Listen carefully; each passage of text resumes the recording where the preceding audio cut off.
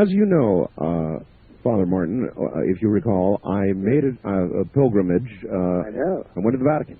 Yes. And I went to the Sistine Chapel, and I did all the things that one does. And by the way, Father, it was very interesting. When we arrived at the Vatican, there was a massive, massive crowd there. And we were kind of looking around saying, wow, look at all the people. What in the world is going on? And somebody turned around and said, you mean you don't know? The Pope's going to be here in 5 minutes. And so we got to watch and listen to the Pope, which I thought was quite a treat. That was just very lucky. That was just lucky, if you want to call that luck, yes. True. Good point. Then we went to the Sistine Chapel. And though we did not get an opportunity to go to the labyrinths beneath the Vatican, Father, I must tell you, the Sistine Chapel is in itself something of a labyrinth. Oh, it is. It is. I have lain on my back looking at the ceiling for hours, after hours, when I could do that. Just looking at the ceiling. I fully understand. You come out of there, out of this long labyrinth, with a crook in your neck because you've been looking up all the way. That's right. But here's what was really unusual, Father. My wife is a Catholic, as you know, Ramona, and as soon as we walked into the Sistine Chapel, the first thing we saw was this gigantic globe.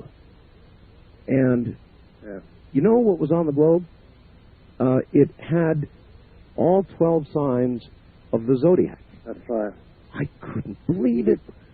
I couldn't believe it. I was so amazed that I had Ramona stand there and point to her birth sign on the globe, and I took a photograph and put it up on the website. It's up there right now. And I was going to come home and ask you, what in the world is something astrological doing in the Vatican? Well, actually, Art, it's a historical fact that several popes over several centuries always kept an astrologer. Really? Oh, yes. And the astrologer was noted for his Catholicism. It was always a man. And they consulted him about the affairs of state, whether it was advisable to do this, to that, to the other. Really?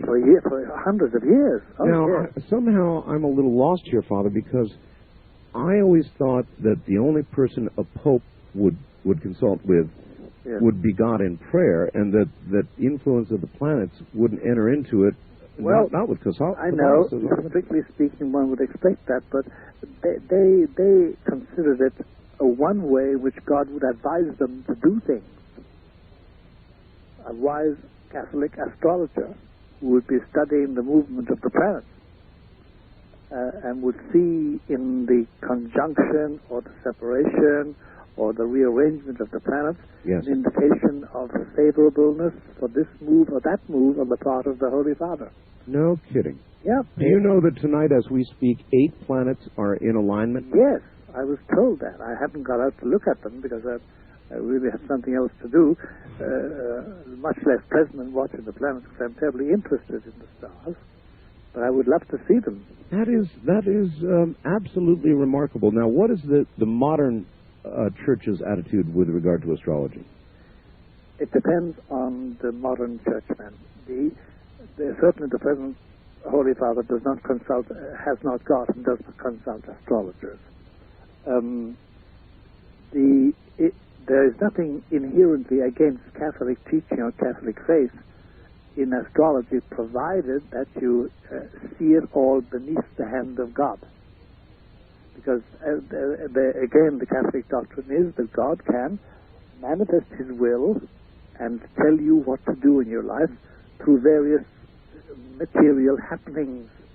And one of them is the arrangement of the planets. So there's nothing against faith. What would be against faith is one placed all one's trust in that and relied on that to be the deciding factor about life and death. And that's forbidden. That nevertheless seems to be a very liberal interpretation. Yes, it is. Particularly for popes of many years ago. I know, for hundreds of years, Art. Hundreds of years, literally. Certainly, you could say that between, say, as a cliche date, 1200 and say middle of the 1600s, it was very common. Very common. Well, then I think the church is to be applauded for not erasing history that perhaps today it would not rather recall. That's right. That's right. And actually, yeah, they don't emphasize it nowadays at all. And besides, you see, nowadays astrology has become the purview of people who don't believe in God, at least according to the Catholic faith anyway. So they emphasize it less. And then there have been abuses of astrology, of course. There are stories and novels and books and real factual histories about people who consulted the stars and therefore decided to go and assassinate somebody or to steal something. Sure. So that's where it goes over the edge. But as a means of knowing God's will, no, some popes wouldn't travel without their astrologer. That's really an amazing not travel thing. without them.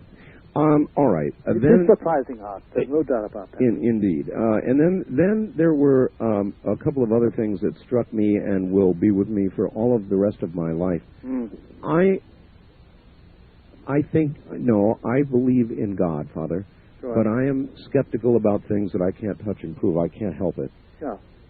However, while I was there, I also got to go to Bethlehem and Jerusalem. And I saw, interesting. yeah, and I saw the exact place where Christ was born and where the final crucifixion took place. And I must tell you that, along with my experience in North Africa, there are almost not words to describe the difference between talking about it, hearing about it all your life in Sunday school, early in Sunday school, but then suddenly being there and being in that spot, and you know that you really, really know, and I can't even convey in words. I know you can't, and nobody can, Art, and I know exactly what you're talking about. There's no way you can tell it, but there's something in that place, those places. Oh boy, is there ever. Yeah, and you know, Art, look at it in broad level for the moment.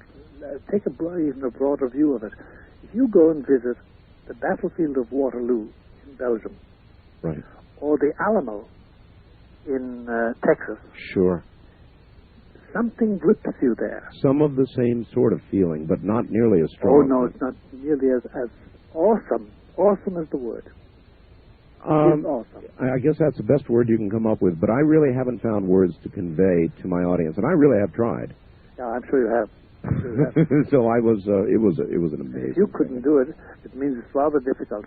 You are a master of words. There really are some things that words there are not words for. That's right. They go beyond. The feelings are too deep, and the experience is too real. Human word. It's like it drives something right through you, and I'm going to leave it at that because I really can't explain it. No.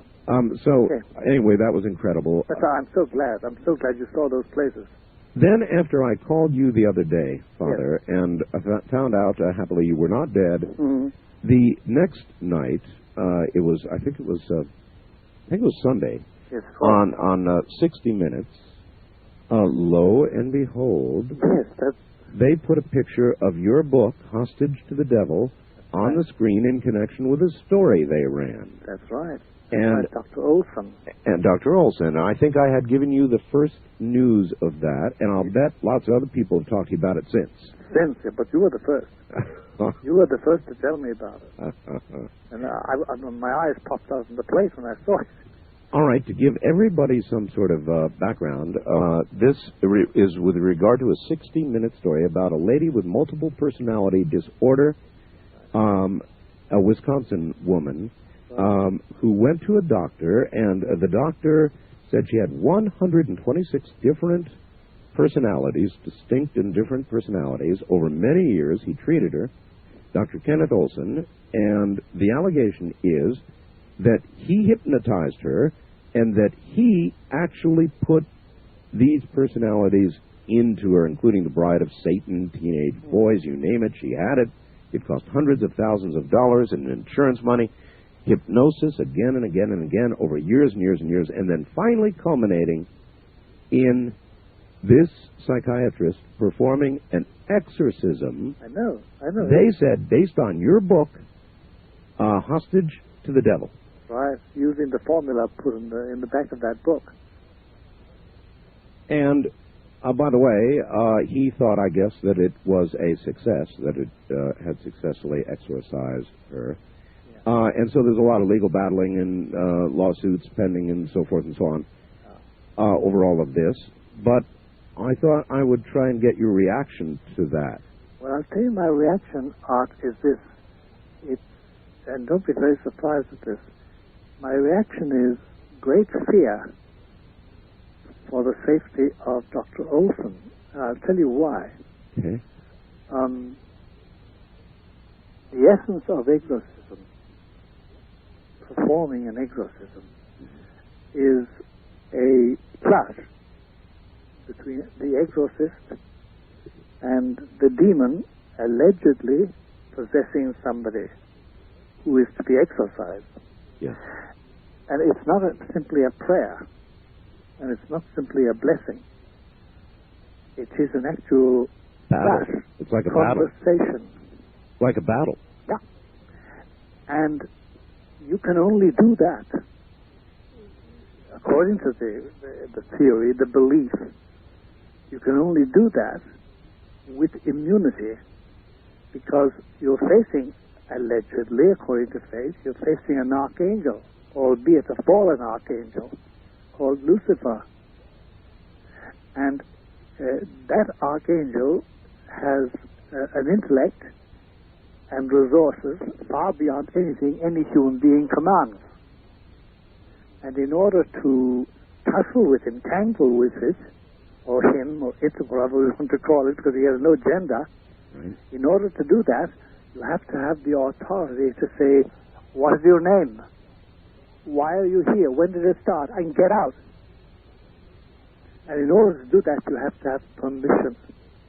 And that's why we always counsel people, never on their own bat, to tangle with anything really demonic, because if you do, you're going to lose.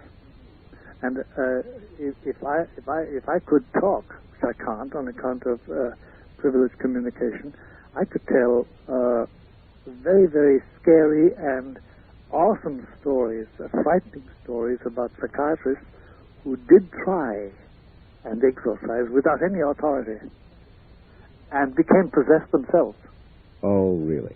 Yeah. They tackled an enemy far stronger than they, with no immunity, no authority. Well, remember in past shows, Father, people have called and said, I have done exorcisms. Lay people. Yeah. And you have said, yes, it is possible. It is possible. But apparently very dangerous. It's very dangerous, and I don't know with what authority they did it. I do know one Lutheran pastor who has authority from his church and successfully exorcises. It is a very rare thing. You see, the only proof is that the person in question is completely healed. Completely healed. And Art, let me tell you, there is no healing more peaceful, more lovely, more joyous, more confident, more human than the healing of somebody by exorcism. It is so beautiful. It's like a sunrise and a calm upland and meadow after a devastating hurricane. Well, the people who would defend the doctor, I'm sure, would say that he did this as a final resort.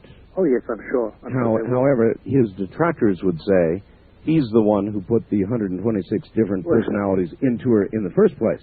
The reality is something else. And as you know, Art, you're a very well-read man and a studied man in this matter. The whole theory of MPDs, multiple personality disorder, yes, is very much, for the psychiatric community, very much up in the air. Oh, very much.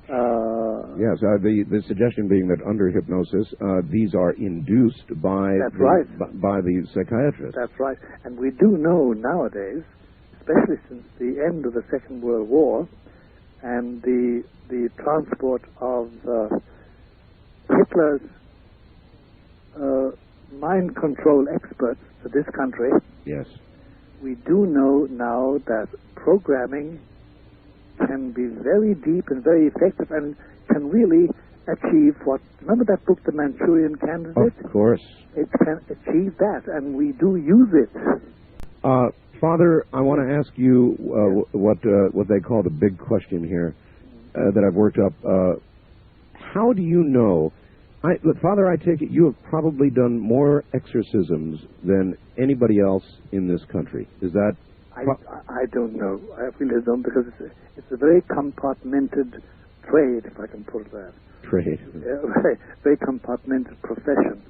You don't communicate. I've just come across a marvelous exorcist who's been functioning in a certain area of the Midwest, and I never knew he existed. It's just we didn't overlap. Understood. We never overlapped. So it's not talked about a lot, really. No, it's not. You don't communicate very much because laws of privacy govern everything in this matter, because nobody who has genuinely been possessed and genuinely been cured ever wants anybody to know about it. Okay, well, that's really where my question goes. Now, apparently, the allegation is this woman had these personalities inserted into her through hypnosis. How do you delineate, how do you know that some of the people that you have not performed exorcisms on are not people who have been victims of this induced MPD?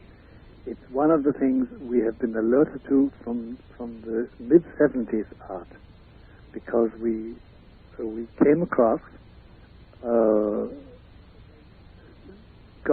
very accurate information about the programmers that do exist, that did exist then and do exist today.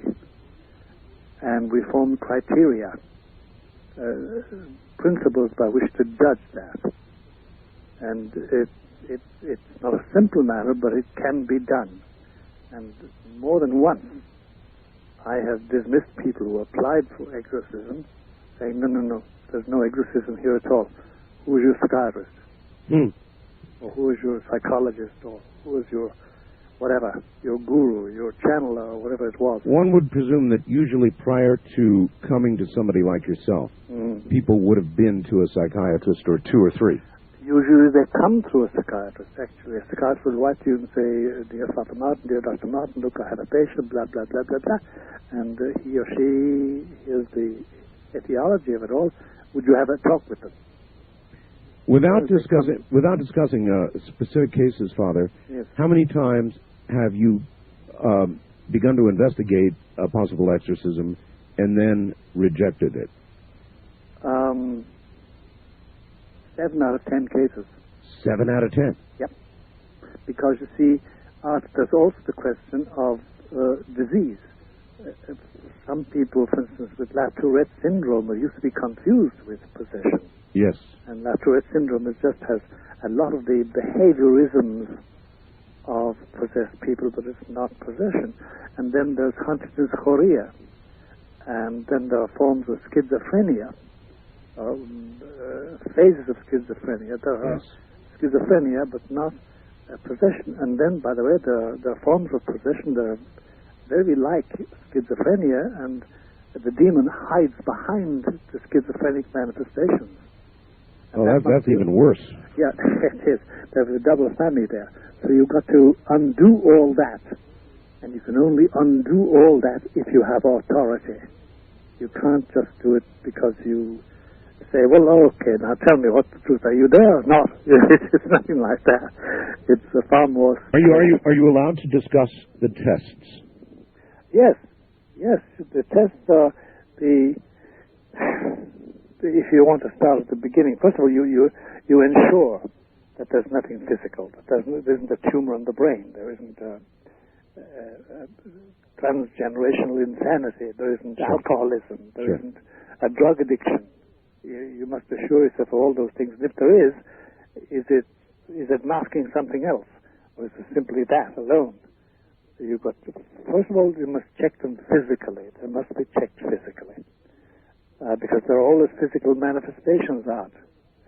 And then, having done that, you check them psychologically. Not by psychoanalysis exactly, but competent psychologists must examine them, talk to them, examine them anyway, even if they can't talk to them. Sometimes they refuse to talk. and they must make up their minds if it's some form of psychosis or neurosis or something psychological, or something that's indefinable and that has no explanation in the diagnostic manual for psychiatry. In that case, then the attitude is, okay, let's try exorcism. And then you start off formally into exorcism. And that means then talking to the person in question or to the people who know them, if it's a child or a young person or a husband and a wife, etc., people who know them, and finding out how they've lived and when it started and what happened and what distresses people, why have they come to you, what has the psychiatrist said. If they come to a psychiatrist, usually the psychiatrist will tell you what he or she has found out about them and say, this is the baffling thing about it, and this is why I would turn to you on a religious plane rather than on a psychoanalytic plane or psychological plane or psychiatric plane. And therefore you eliminate possibilities of disease, physical disease, and you eliminate the possibility of hoax, and you eliminate the possibility of something to do with insanity or psychological irregularity of some kind or other. Okay, but once all of that is gone, and then you make an appointment to start your exorcism. And it actually, Art, once you start into something like that formally, having arranged everything in the usual way, and I can describe that in a few sentences to you, within 10 minutes or 20 minutes, you know if you're dealing with possession. that quick. Oh, yeah. Because, you see, the power of an exorcist, if he has authority, the power of the exorcist is such that it evokes a response. It evokes a response. And the battle begins. The battle begins. If he is skillful, he can be fooled. He can be deceived. Have you been? No, but I've assisted at exorcisms when I was younger, where the person was baffled and deceived and outwitted. And I knew it, but I wasn't in charge. And you don't interfere. Outwitted. Yeah, That's outwitted. an interesting term. Yes, it is. In other words, the strength of your faith alone, even if you have absolute faith, might not be enough. You could still be outwitted. That's exactly it, Art. You've got it. That's exactly it. You can be outwitted by a cleverer mind and a quicker intellect and a more resourceful intellect and above all a much more ruthless intellect, which also is probably acquainted with you, the exorcist, to a certain extent, and therefore knows your weaknesses and knows what to tap to evoke false judgments. That's really quite remarkable to consider, because I suppose the purist would suggest that an absolute rock-solid faith would be sufficient or should be sufficient with God's power behind you. But actually, there are other aspects, including wit. In other words, that you not be fooled by somebody brighter than yourself. That's right. Intelligence. Wow. There's nothing can beat intelligence when it gets down to brass tacks. A fight like this, because it's a real struggle. And you see, we humans, as such, we are inclined to, not pride exactly, but we're inclined to be very fascinated by some intellectual problem. And we can be lulled into accepting a situation where we fall under the influence of a superior intellect, because usually, not always, but usually the demon has a superior mind compared to ours. Usually. Well, that really must make you think several times as you go into an exorcism. It does. Because it is possible, and it's happened, hasn't it, Father, that exorcists have gone in and haven't come out. They've died. That's right. They've come out of it and died, or they haven't come out of it and they've died. or they come out of it possessed, and possessed in a very, very pathetic way. I mean, worn out, useless. What generally is, when that occurs, what does the church do? Well, once upon a time when churchmen, bishops in other words, and the prelates of the church, when they really were in charge of this, because nowadays they're not. A lot of them don't believe in it at all. But when they had a regular system and a method of taking care of this aspect of life, they generally gave them very easy jobs as parish priests or in institutes to make it easy, because these men, there's no doubt about it, that they lost their lives. So the church took care of them for the rest of their lives. Yes, it did. It was very mild and compassionate with them. And today? Today, first of all, there are far fewer exorcists than ever before. In a lot of dioceses, for instance, in Detroit, in the diocese of Detroit, there is no formal exorcist at all. So if you want to have an exorcism in that area, you have to go to the cardinal, it's the cardinal in charge, and say, listen, Bishop so-and-so of such and such a diocese has an exorcist. May he come in and do it, because he can't do it in somebody else's diocese unless he has authority and permission. And it becomes very awkward then. Sometimes the bishop says no. Sometimes the bishop says yes. Sometimes the answer is very peculiar. Sometimes a bishop who is not respected very much for his Catholicity is quite willing to experiment. It's very funny. You never know what's going to happen. So it could be in this day and age, Father, that a priest who would perform an exorcism and would come out of it basically a vegetable would not be taken care of by the church. No, would not be taken care of. His family takes care of him, or he goes to a home, or I know one or two who ended up in state farms. It's a grim affair. It's a grim affair nowadays.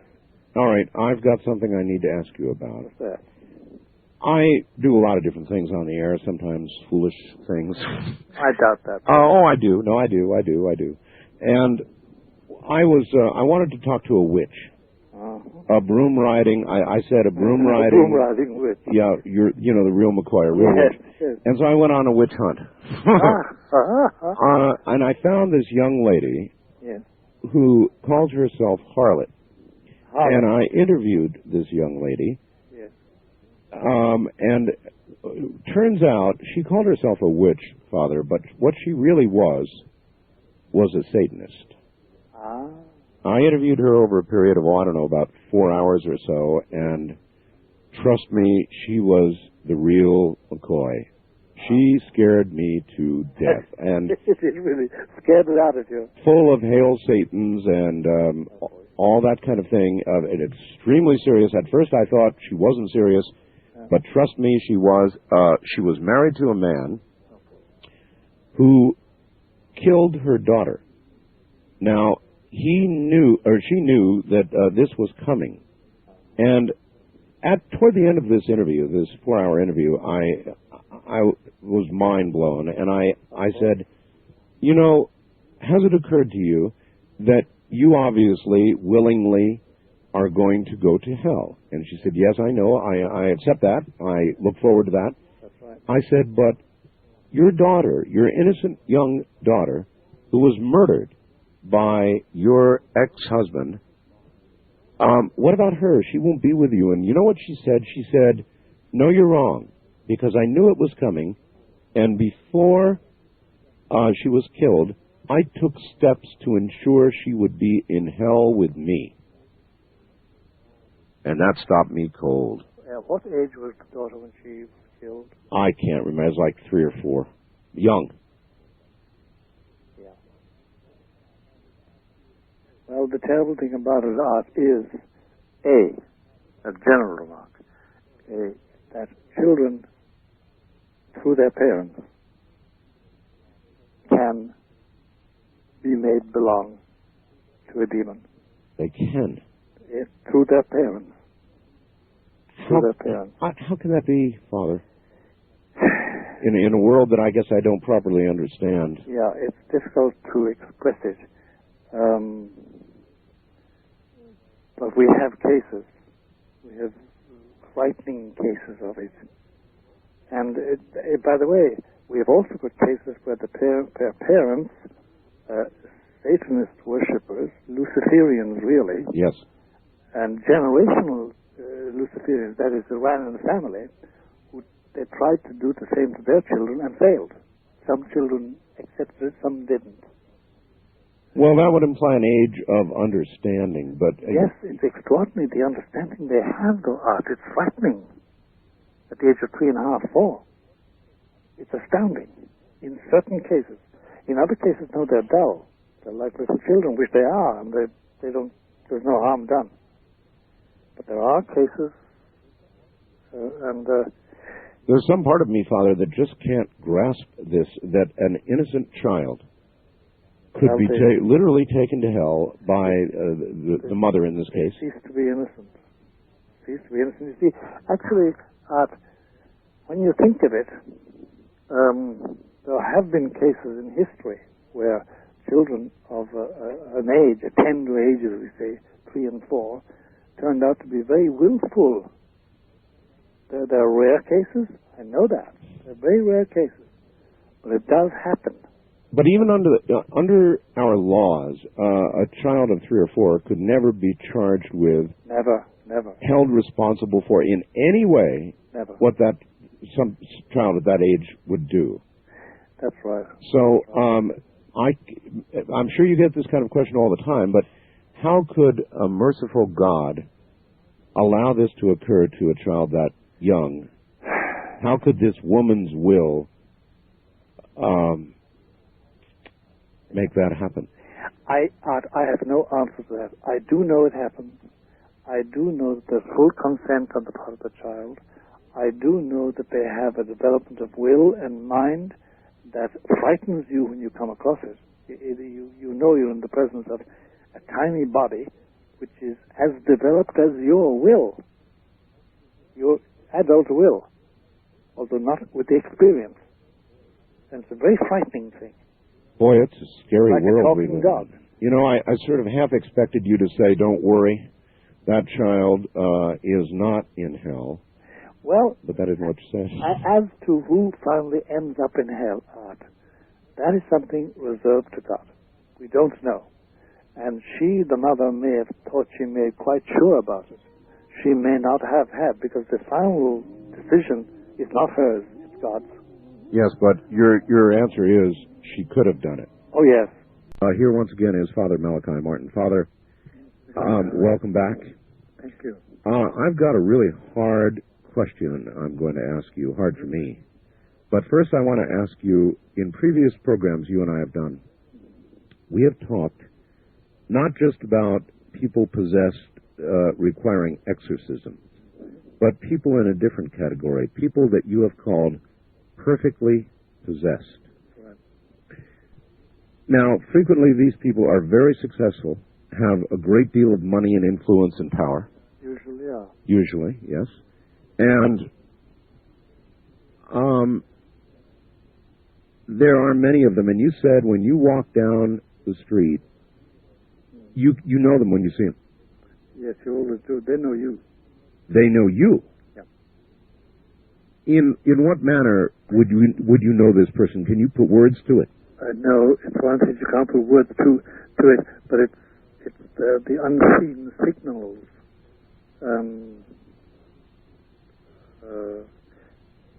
It's like you sense that they sense you are both totally alien to each other. Totally alien to each other. So you definitely... It's beyond hate. Sorry, for interrupting you. It's beyond hate, even. It's total alien. Nothing in common at all. And it's not a teeth-gritting, shivering thing. No, it's not. I don't know if ever in your life, Art, you were in imminent danger of being killed, not of dying. A lot of people have, like myself with a heart attack, two heart attacks, etc. That's of dying, but of being killed. And there were only two times in my life, which we can talk about some other time, and not to be diving at the conversation too much, when I could have been killed. Killed. Literally. Right. But then when you are in that, when it's certain that unless something happens, you are going to be killed, a strange calm comes over you. Because then it's sure. Mm-hmm. You can't do anything about it. Mm-hmm. You can't escape. Mm-hmm. You can't get out of it. And unless something happens, you're going to be killed, literally. No, you're not going to die. You're going to be killed. And it's a strange calmness. It's cold reality. And it's beyond the shivering cold. It's just, that's the feeling you have when you recognize them and they recognize you. You know this cold reality, and it's beyond hate. It's total alienation. Okay, the perfectly possessed person, if I understood correctly your explanation before, is a person who, in fact, has made a pact with the devil. The ultimate. To be successful, to get what he wants in the world, whatever reason, maybe even to get a woman. Who knows for what reason he's made a pact with the devil. That doesn't make him perfectly possessed. It just puts him in possession. Perfect possession is something beyond that even. But I mean, he's utterly satisfied with his deal. Completely. The reason I ask is as follows. I have been in the radio business for 25, 30 years. Mm-hmm. And like many people in radio, for many of the early years, I struggled and, about half starved to death like people do in radio. I mean, that's the way it is. Of course. And it's been a passion for me without question. Great. And like everybody else, or maybe unlike so many others, I have been very fortunate, and in recent years, my career has just, skyrocketed. That's right. Thank God. Thank God. But I've got to tell you, I don't ever recall any time that I said that I'd give anything, I'd give my soul, or anything like that. I don't recall a time like that. No, I'm sure you didn't. But since I've had this much success, there have been some times, particularly, I must say, since I heard you describe the perfectly possessed, when I have worried, did I do something mentally? Did I make some pact that I'm not consciously recalling? I worry constantly. It's like, let me make a remark about that. Perfect possession is consequent on a very consciously taken step. It's not something that's implicit. To make a contrast, we now get young people, 20-somethings or 30-somethings in age, and they do come and say, look, I made a pact with the devil because I needed this job, I needed this woman, I really wanted to marry her, and I wanted to get this job abroad, and I want to get this loan, and now I can't get rid of it. That's something else. They were simply very stupid and foolish, and generally they can be helped.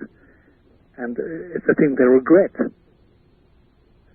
Be perfectly possessed through a certain graduation. It's a gradual thing. It's not suddenly overnight. The devil doesn't appear in the morning with a scroll and say, sign this and your 50 years of happiness, may you come to hell with me. The Faustian picture, Aristophanes.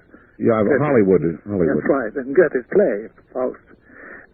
It's not that.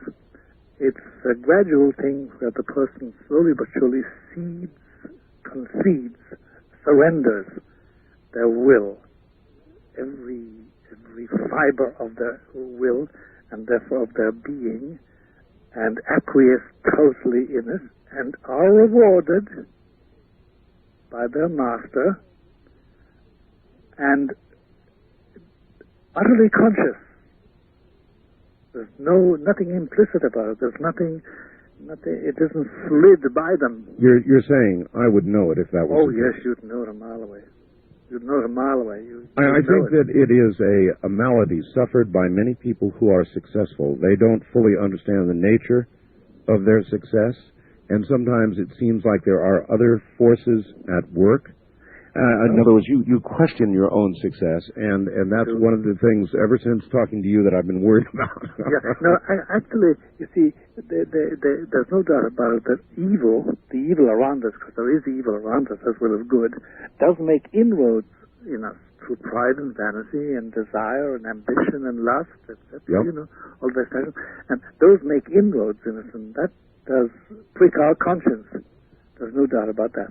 But the total surrender and acceptance of Luciferian being, because that's what takes place in the perfectly possessed, that is something that cannot be done implicitly or overnight or by accident or be slipped into your life without you knowing it. Oh, no. Huh. No. Huh. I think it's... You struggle, you know, a lot of people who are just hearing this show and me for the first time think, an overnight success. Well, I'm an overnight success that's been at it for about 30 years. of overnights. Nevertheless, though, the real success did come recently in the last couple of years, and it has been absolutely astounding, and I really, really have been worried. Well, Art, that is, I mean... Look, from my vantage point, looking on the outside in at you, it seems to be the logical progression of a very devoted and intelligent career in radio, and you've reached a culmination. Now, there's this part about it.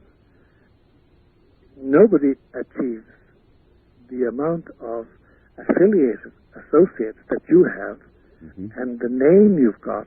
Nobody reaches that without a special destiny from Christ, because not everybody does it.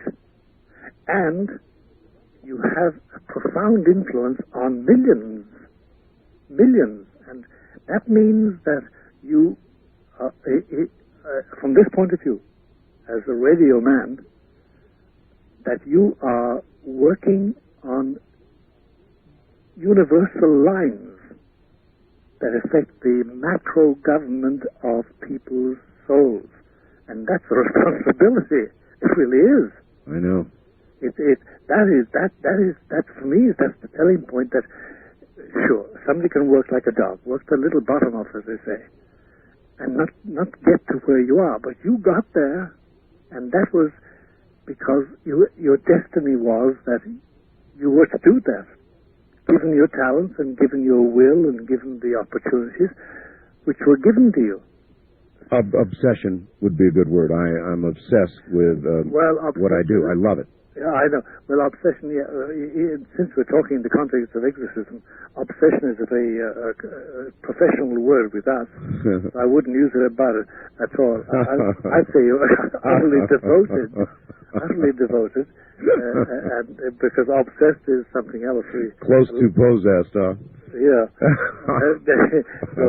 Obsessed in that good sense, yeah. Not even in the Calvin Klein meaning obsession.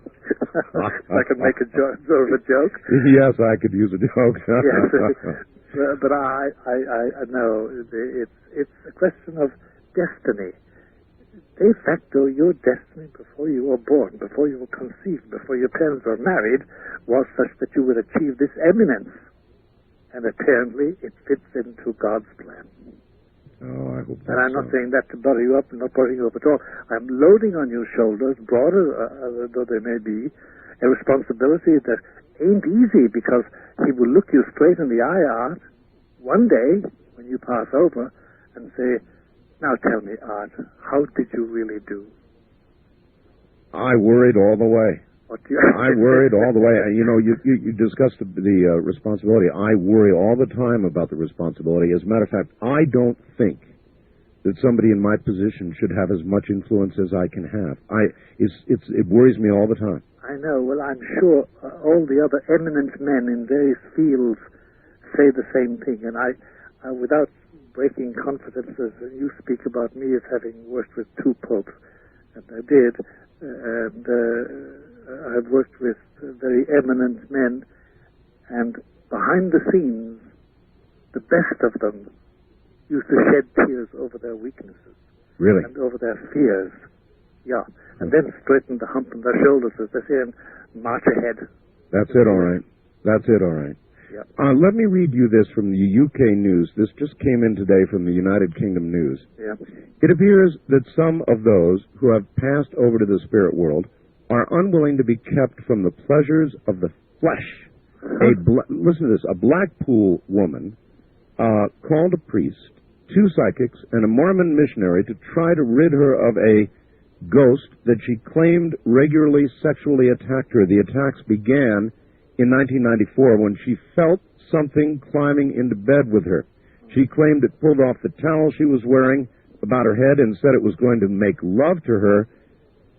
Then she felt a, quote, vile, end quote, sensation, quote, like tiny needles trying to pierce my skin, end quote. What does that sound like to you? Well, I'll tell you. Coincidentally, I'm dealing with at least 2 cases of people, 1 male, 1 female, who are assaulted, mainly in bed. And the assault is never pleasant, but it is sexual. And there's no doubt about it, there's demonic activity around them, and they've let themselves in for it. They let themselves in for it? Yes, they did. They made mistakes, they made errors, and they have to pay for it, and they are paying for it, thank God. And they are doing penance, and they're taking good direction, but they have to liquidate. And though it may sound funny to you, not funny, but it may sound peculiar to you, I keep saying to them, look, it's far better that you liquidate here your guilt than that you do it in purgatory. How do you liquidate here your By this, that if in this life you get suffering, either physical and mental suffering. Yes. I don't know there's such thing as physical suffering without mental suffering. But anyway, if you do that, and you have the grace of God, and you offer it up in union, but this is Catholicism, in union with the pains of Jesus, the Savior, whose pains did save us, then you do merit to liquidate the punishment due to your sins. Penance, actual suffering, mental and physical. That's why when you haven't got pains and aches, for instance, I've normally got a very healthy body, so if I want to do penance, I've got to fast. You have to devise means of not hurting yourself, but depriving yourself of creaturely comforts, which are perfectly legitimate. Because Christ himself said, these demons are cast out only by prayer and fasting. And it is a tradition in Christianity, and by the way, in Islam too, and in Judaism, but we're talking about Christians and about Catholicism in particular, it is their tradition that by fasting and by doing penance, you do get rid of demonic influence, and you do also do penance for your sins. And there's no doubt about it that if you have a horrible cancer, say a multilocal cancer, in your skull, yes, your brain, and you suffer the pains of it, yes, you can liquidate whatever guilt is due to sins, even though the sins themselves are forgiven. There's always some punishment due to it. That's the doctrine of Catholicism, and it was lost in the Reformation. And yet, Father, people come down with these horrible cancers that give them horrible deaths all the time, and it sometimes it seems like the very best people die early. such terrible deaths. I know. I see it every week of my life. So then, how does that fit in? Well, it fits in the sense that, of course, each one is different. Each person is different, and I've never found two patients reacting in the same way. But it's always a question of how they will take it, as the will of God or as simply an affliction, and they count it as a curse. And they can count it as a hidden blessing. Father, we are once again at the bottom of the hour, so just rest a moment. Be right. Oh, it just flies by, doesn't it? Father Malachi Martin is my guest from Manhattan. And, Father, I have interviewed many people who claim to do past life regressions. Yes. I have interviewed many New Age types who claim that they have had near-death experiences, that there is no such thing as hell, that nobody ever goes to hell, and that in all of their regressions and the thousands of regressions they've done, they've never encountered hell. Well, let me tell you, I've got an article here from the London Telegraph, and I want to read you a little bit about it and ask you about it. Quoting, terrifying accounts of gravely ill people who claim to have been dragged to the very gates of hell by demons are now to be studied scientifically for the first time by a British psychologist. The existence of so-called near-death experiences, or NDEs, in which dying people report having mystical sensations before being resuscitated, is now widely accepted by doctors and scientists. Their cause is unknown, but they typically involve a feeling of deep peace, followed by a sensation of floating up through a tunnel toward a bright light and into a beautiful kingdom. We've all heard that. Continuing, but now it is becoming clear that for some people, NDEs are far from blissful. Instead of a feeling of floating upwards, they report being pulled downward toward a pit inhabited by demons. The experiences of Evelyn Hazel, a London-based art historian, as she fought for life against meningitis, are typical. Quote, I had reached a critical stage in the illness, and I was hovering between life and death. I was aware of being involved in an intense and very real struggle for my life. She told the Telegraph, continuing the quote, a three-legged being, rather like the Isle of Man symbol, was pulling both my legs down to infinite depths, and I knew without any doubt that if I relaxed and I gave in, I would be dead. I believe this struggle went on for some considerable time, and eventually I managed to break away from whatever it was pulling me down. And so they're doing actual scientific studies now, not on the typical light and light beings and relatives greeting you in tunnel stories, yes, but on people who went the other way. Hell is a real place? Yes, a real place, in the sense that it is a place that it has every place has a where. You know, if you say Peru, it's a real place. You say, where is it? It's got a real location, a real where. We do not know the exact location of hell. Oh, I didn't mean a geographic location, Father. Okay. No, it has a real. It is a real place. Yes, it is. We don't know the geographic location of heaven either. No, we don't. We don't. That's a distinct thing. But I guess my question is, hell is as real a place as heaven? Yes, as real, and so is purgatory. In between, it's as real.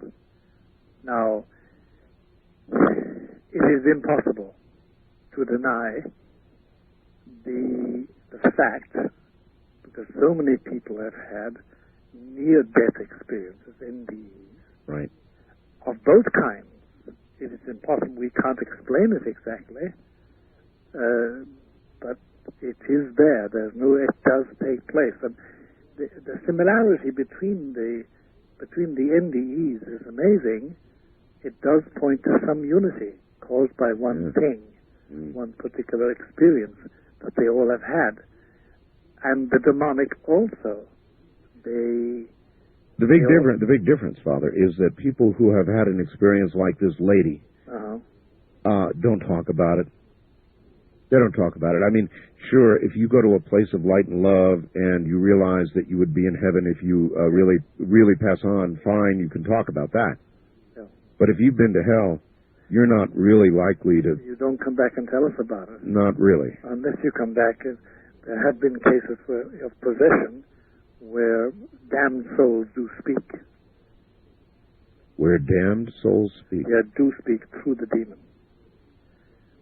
But that's a question of... There are very, very peculiar cases, and they're very convoluted cases, and there are cases where people made special pacts with the demon. But they're very rare, but they do come back. At least they're allowed to talk, communicate, I should say. And it's all very mysterious, and you stay away from it as much as possible as an exorcist. But it does come through at times, and it's a very disturbing experience, and it never leaves you. Father, I would imagine a lot of priests have, even themselves, in their lives, moments of doubt about their own... Very many. Yeah. You're absolutely correct. I would think, though, that doing what you have done, doing exorcisms, yes, must enforce your own faith in a way that the average priest will never have enforced. That's right. That's right, it does. It does. There's no guarantee that you're going to succeed completely and persevere and go to heaven, but there's no doubt about it. It does reinforce it because you're up against it. You're up against the ultimate in evil. And the central experience for any exorcist who has done exorcisms, even one exorcism, but anyway, exorcisms in general, is this. It is that memory burnt into you of total malice. Total malice. And it's very hard for the normal, even hardened criminals. They love somebody, their child, or their woman, or their mother, or their country. But to come across a mind which is total malice, nothing but malice, is something appalling. As I say, what it does to you is it freezes you. I'm sure it does. It freezes. And that is something which... does make you immediately think of God's beauty and God's compassion and God's love and of nice soft things and of eternal peace and compassion and holiness and goodness. It certainly confirms all that. It sends your soul into a wild dance towards God. Father, I would imagine you've had lots of opportunities to see young priests assist you in exorcisms, and how do they come out of that generally, first time around? First time around, they come out shaken, and they generally they vomit, and sometimes they're incontinent. They can't keep it in them. Yes. It's little their effect of their lives.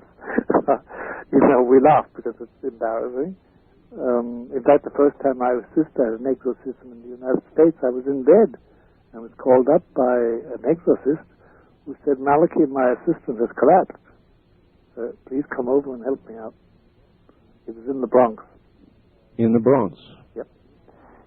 And the young man had collapsed. Because it's very unnerving in the beginning. It's very unnerving. This is probably a very frivolous question, but I'm curious.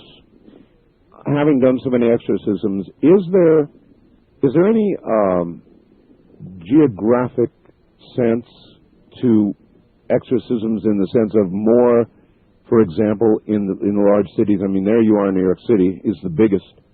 Are there more by percentage, do you think, in the big cities than there are in the... No,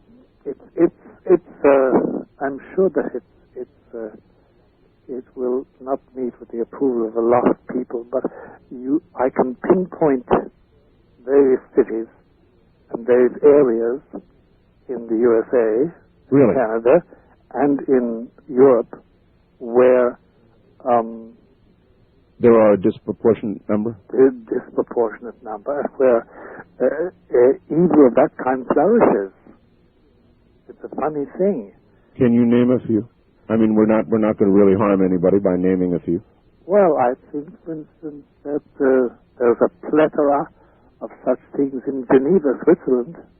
Geneva, Switzerland. Neutral Geneva? Neutral Geneva. Yeah. I think that, and I hope that we don't get assaulted for having said this, but it does seem that Louisville, Kentucky, has a fair share, more than, say, as far as we know, Santa Fe. And then there are areas in Manhattan where I wouldn't want to live, and they're not always in Avenue A, B, and C, or in the Bronx, for that matter. There are areas, there's no doubt about that, because the presence of evil entertained and accepted and wished and blessed and celebrated means that you have diabolic presence, demonic presence. That's all about it. I live right over a mountain from Las Vegas. Now, Las Vegas is always generally portrayed in the media and elsewhere as the devil's playground. Yeah, I think, that's romanticizing. I never, in my whole experience, Las Vegas never stood out as a home of the devil's art. No kidding. So, in other words, it doesn't even stack up against Louisville. No, it doesn't stack up against Louisville. It doesn't stack up against Chicago. It doesn't stack up against Vancouver. Wait a minute. Vancouver, you say? Yes. Doesn't stack up at all. But it's talking about the incidence of diabolic interference. It just doesn't. So there really are. Do you have any thoughts on why there are hotspots like this? I do not know. And a few years ago, more than a few, back in the 70s, we tried to create a profile of the possessible person. Sure. And the profile of the places. But we found out there was no profile. No, it was purely random. Neither education, nor sex, nor faith, nor culture, nor riches, nor poorness, poverty or riches, success or failure, black, white or sky blue, pink, yellow or red or green, whatever the color of your skin was. So then possession is random. It appears to be random. Appears to be random. Yeah, because, listen, Arthur, like you, I know very naughty people. I mean, I know people who couldn't stand the glare of publicity on their business methods. Sure. And I know, and I have come across ladies of the night. Yes. In the street. I remember once, which I'll never forget, being confronted in New York, which I'll tell you about if you want to. And I've known a few people from the mafia who certainly, were rough diamonds and were used as soldiers. But they were just really naughty people. They weren't possessed. Big difference. Oh, huge difference. Huge difference. Can a prostitute go to heaven? Sure. I remember I was coming home late at night with my brother in the pelting rain. And we were both drenched already, but we had to walk. And we met a prostitute. We were both clerics, by the way, but we were muffled up with raincoats and hats and mufflers, etc. Sure. And my brother, who's now gone to God, said to a woman, "Don't you not know that you're putting your eternal soul in danger?" Bill was very sententious. My brother is a good man. And she pulled up her dress and pulled out a rosary beads and a prayer book out of her stocking and said, "Father, look, I say these every day. I have 5 little bastards which priests gave me. Pray for my soul." Wow. Wow is right. Oh, wow is vast. It really... it's 5 little bastards that priests gave me? Yes, yes. That's why I'm baking in the streets, prostitutes. A real problem for the church, isn't it? It is a real problem. And inevitably, in a church that enforces celibacy as the rule, you're going to have the difficulties. And we've had a terrible rush of pedophilia. I know. In the dioceses of the USA and in Canada, by God. And we're not finished yet. It's still going on. And there's the organization of the Roman Catholic Church. My church has been shaken up and hasn't settled down to anything regular yet. It hasn't made up its mind about things. And a good majority, a small majority, but a good majority of American bishops would wipe out the whole celibacy thing and allow priests to get married. You don't agree with that, do you? Well, I'll tell you something, Art. I can only speak from point of view of experience. I was a chaplain to the U.S. Air Force in Turkey. And I remember we used to go to the radar domes back in the good old days of the Cold War. Oh, yes. That they had ringed Russia with in the Black Sea. Yes. And I was always driven by Air Force officers. And by the way, it was an 18-beer trip. It was so warm. We had to have 18 beers apiece to last out.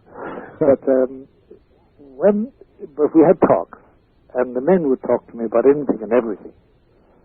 And time again they said, Father, look, we would never discuss these matters with you if you were married, like Woody. Woody was the Protestant chaplain. He was a very decent fella. The intimacy that celibacy allows a priest, because he belongs to nobody. Yes. Except the parishioner. Yes. And if he's really faithful to it, and if he doesn't have a eunuch face, which I'll explain to you what I mean by that, then he becomes special. See, it's a funny thing about celibacy, Art. Let me give you one small word on it from a celibate. That, I mean, either you practice celibacy, and it becomes a positive thing, or else you're like somebody who's wearing a chastity belt and somebody's thrown away the key and you're looking for the key. There is the eunuch face. I wish I could say I relate, Father, but I'm the kind of guy who sits and thinks, how can it be heaven without sex? Well, actually, I understand you completely. My God, marriage is a beautiful thing, and love is a beautiful thing. By the way, the most impressive thing in exorcism, the most disgusting thing, the most chilling thing in exorcism, apart from the malice, is the terrible demonic contempt for human love. Yes. Oh, God. Arthur, you have no idea what it's like. I mean, the contempt. Well, it would be the greatest enemy, wouldn't it? Of course. But the contempt for human lovemaking and human marriage and human love, the contempt is wounding. It wounds you when you come across it. So there's actually, in a possession, there is a lot of sexual... Of course. Perversion. Of course. And there's always a basis for it in reality. And any weakness that the exorcist has in that matter is brought out.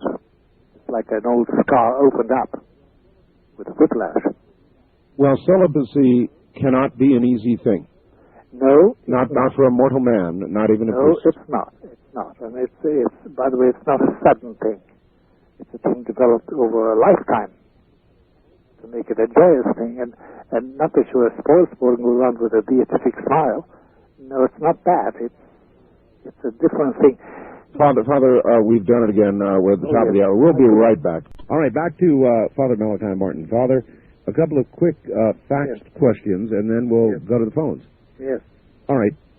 Here it is. While testing for exorcism qualities, has Father Martin ever found a person who was psychic themselves or had powers of telekinesis, the ability to move things physically, that was their own power, that just looked like demonic abilities, or are all psychic powers demonic? Listen, it may sound like a trite remark on my part. That is a very interesting question. And the reason is this, that there are three plateaus of reality. There's the physical reality, which we all know, space-time, the dimension in which we live and move and have our being. Right, right. There is the supernatural reality of God. And there is the middle plateau, whereon the demons exercise their gifts, and whereon those with psychic gifts have perceptions that baffle the rest of us. And where they are able to move. And where they're able to move. I remember Major Ed Dames, this remote viewer that I have on from time to time, came on the program with you. That's right. And it's a very dangerous plateau because it is very fascinating to move on that plateau, and it can involve you with demonic activity and become fascinating. Now, people with natural gifts of psychic perception, people that know things from afar, people that know your past life, people that can enjoy telekinesis, can do that sort of thing. You just said people who can know your past life. That's right.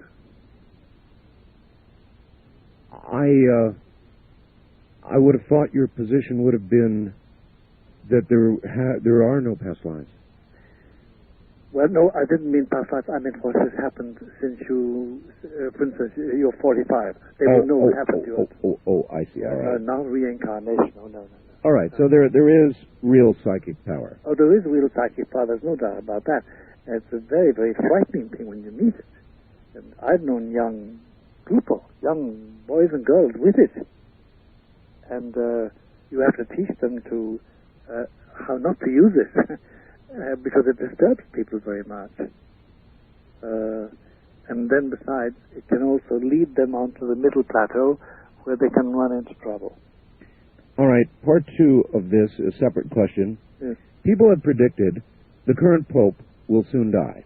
Yes. After which another pope will take control. Yes. The new pope has been predicted by some to be a dreaded betrayer of the faith, possibly involved in the coming of the Antichrist.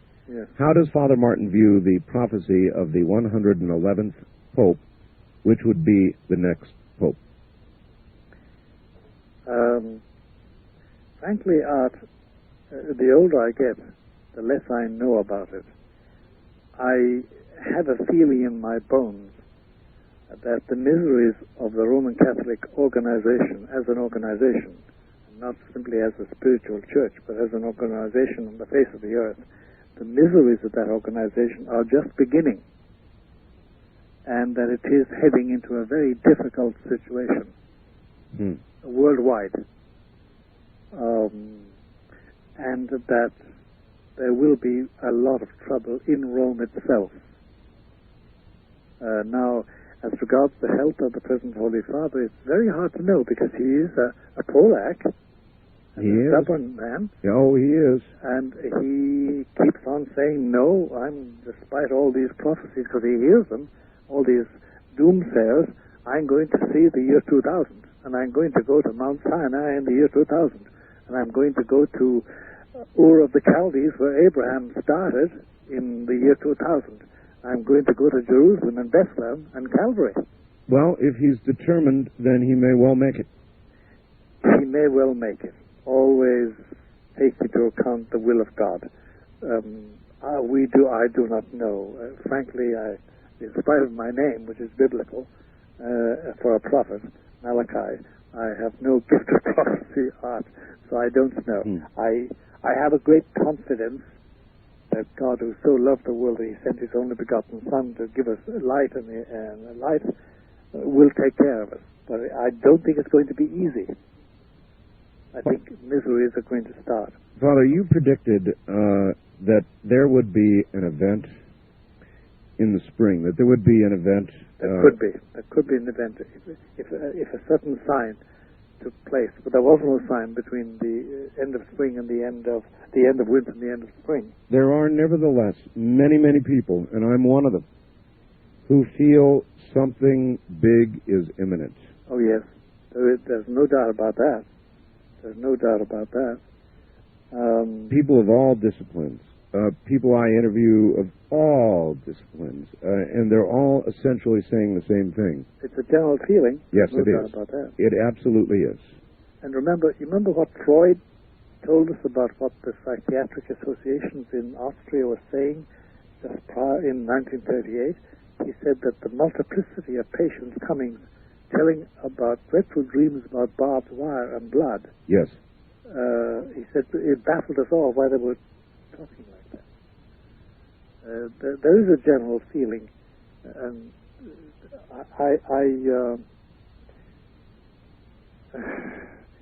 knowing the future doesn't help one's peace of mind out.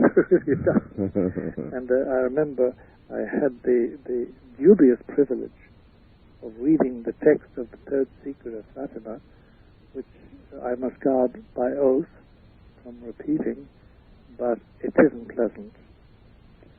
I have a whole stack of faxes here asking me to ask you about that, and you obviously cannot speak of that. Not factually, not word for word. I can't. I took a note. But it ain't pleasant. And the less you know about it, the better. Except that there is going to be a reckoning, and that nobody existing on the face of this earth will be exempt from knowing the power from on high. They will interpret it in different ways. That stands to reason. According to their beliefs. That's right, and their culture and their bias. And there will be people who, even faced with the certainty that there is a greater power above our heads, will say. They will deny it. They will. They'll reject it. The scientists, for example, will find a scientific explanation for it. They will. Remember the famous so-called Aurora Borealis in 1938? Well, I certainly am aware of Aurora Borealis, but not one specific. There was a specific one which they explained by saying Aurora Borealis. But it really wasn't that at all. They all agreed it wasn't Aurora Borealis. The only one who put his finger on it was Adolf Hitler. And he said what? Well, he was in Berchtesgaden at the Wolf's Lair. That was his famous place when he for weekends with his cabinet. And Albert Speer, who was a member of his cabinet, his architect, tells us in his second book that night they all stood on the esplanade of his villa in the Bavarian mountains, looking out to the east and seeing these extraordinary sights of light. And Hitler said, nun, now we have to shed blood. We didn't shed blood in taking the Tsar, we didn't shed blood in taking Czechoslovakia, but now we're going to shed blood. So he took that as a sign. Oh, he took it, and it was a sign. Because the Virgin who told the children in Fatima in 1917 about this sign, she told them it would take place just before the Great World War. She said, it will be just before they start killing millions. Can you tell us in a way that we can read between the lines with regard to the third prophecy? Is there a timetable that you are aware of that cannot speak of that we can read between the lines on? Yes and no. There is it is not 200 years away. It is not 50 years away. It is not 20 years away. Number one. Well, that's... And number two, it involves the entire world system. It's not merely one area. It's not merely one religion. It's not merely one race. Will be apparent to all. All, without exception. Without exception. And it will be frightening. Okay, well, I think I've asked as much as I want to ask about that. Let us ask some questions of the audience. First-time caller line, you're on the air with Father Malachi Martin in Manhattan. Hello. Good morning, and greetings to you, Art, from British Columbia up in Canada, and to Father Martin. Good morning. Conastu Malachi. Conastu. We we do try to keep the faith a little. Yeah. But listen, what I'd like to do is ask several questions, and I'll just hang up and listen to your various responses. One for Art and two for Father Martin. All right. Several weeks ago, you had a living, breathing astronaut, Art, on the program. Yes, Edgar Mitchell. Yes, I rather wish you'd asked him what his take was on your question. Did we really fly to the moon? Okay.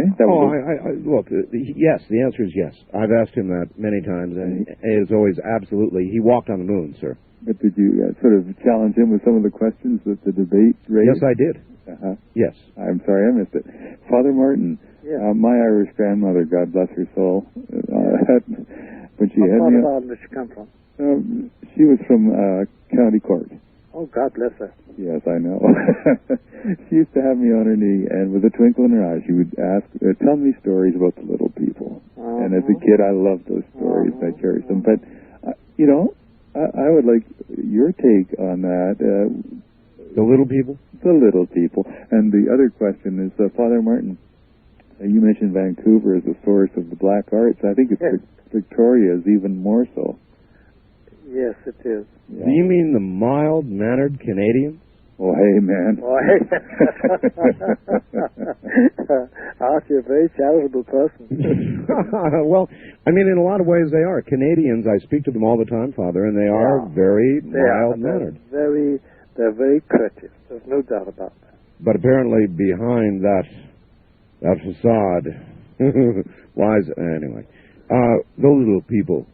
The little people, it's the ancient Celtic myth that the fairies, the little people, the wee people, dwell in the ruined forts and castles, of which Ireland is full, by the way, ruins of chapels and churches and towers and castles and old houses, etc.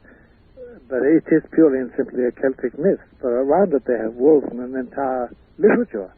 I wonder, Father, if today's little people in America and the world that are called greys, aliens, are the same sort of mythological creatures that were in Ireland. I've always wondered the same thing, Art, and I have no answer to it at all.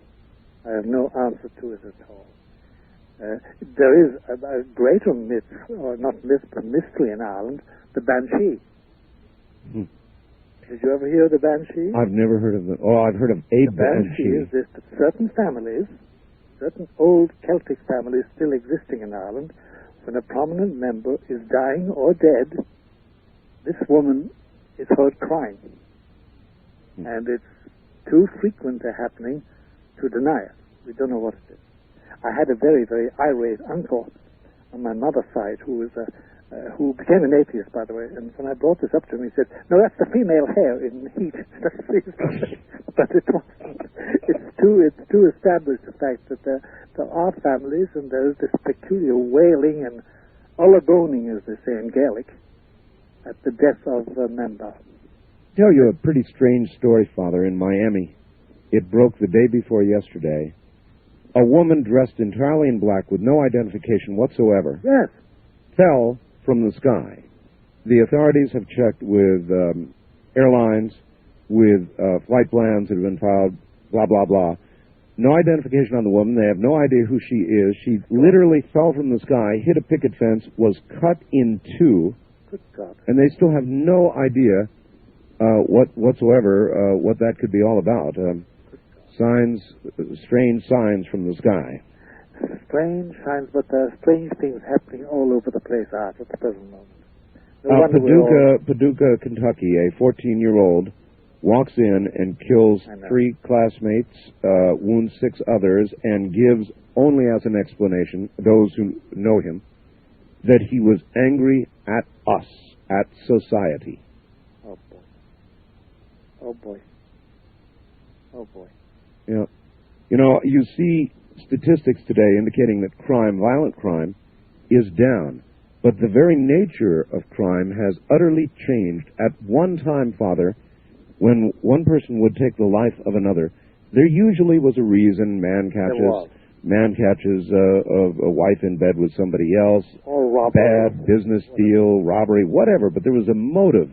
Today's crime, though maybe less, is totally indecipherable. Totally, you're quite right. That's the very word, indecipherable. It's an extraordinary turn of events. Now, look, as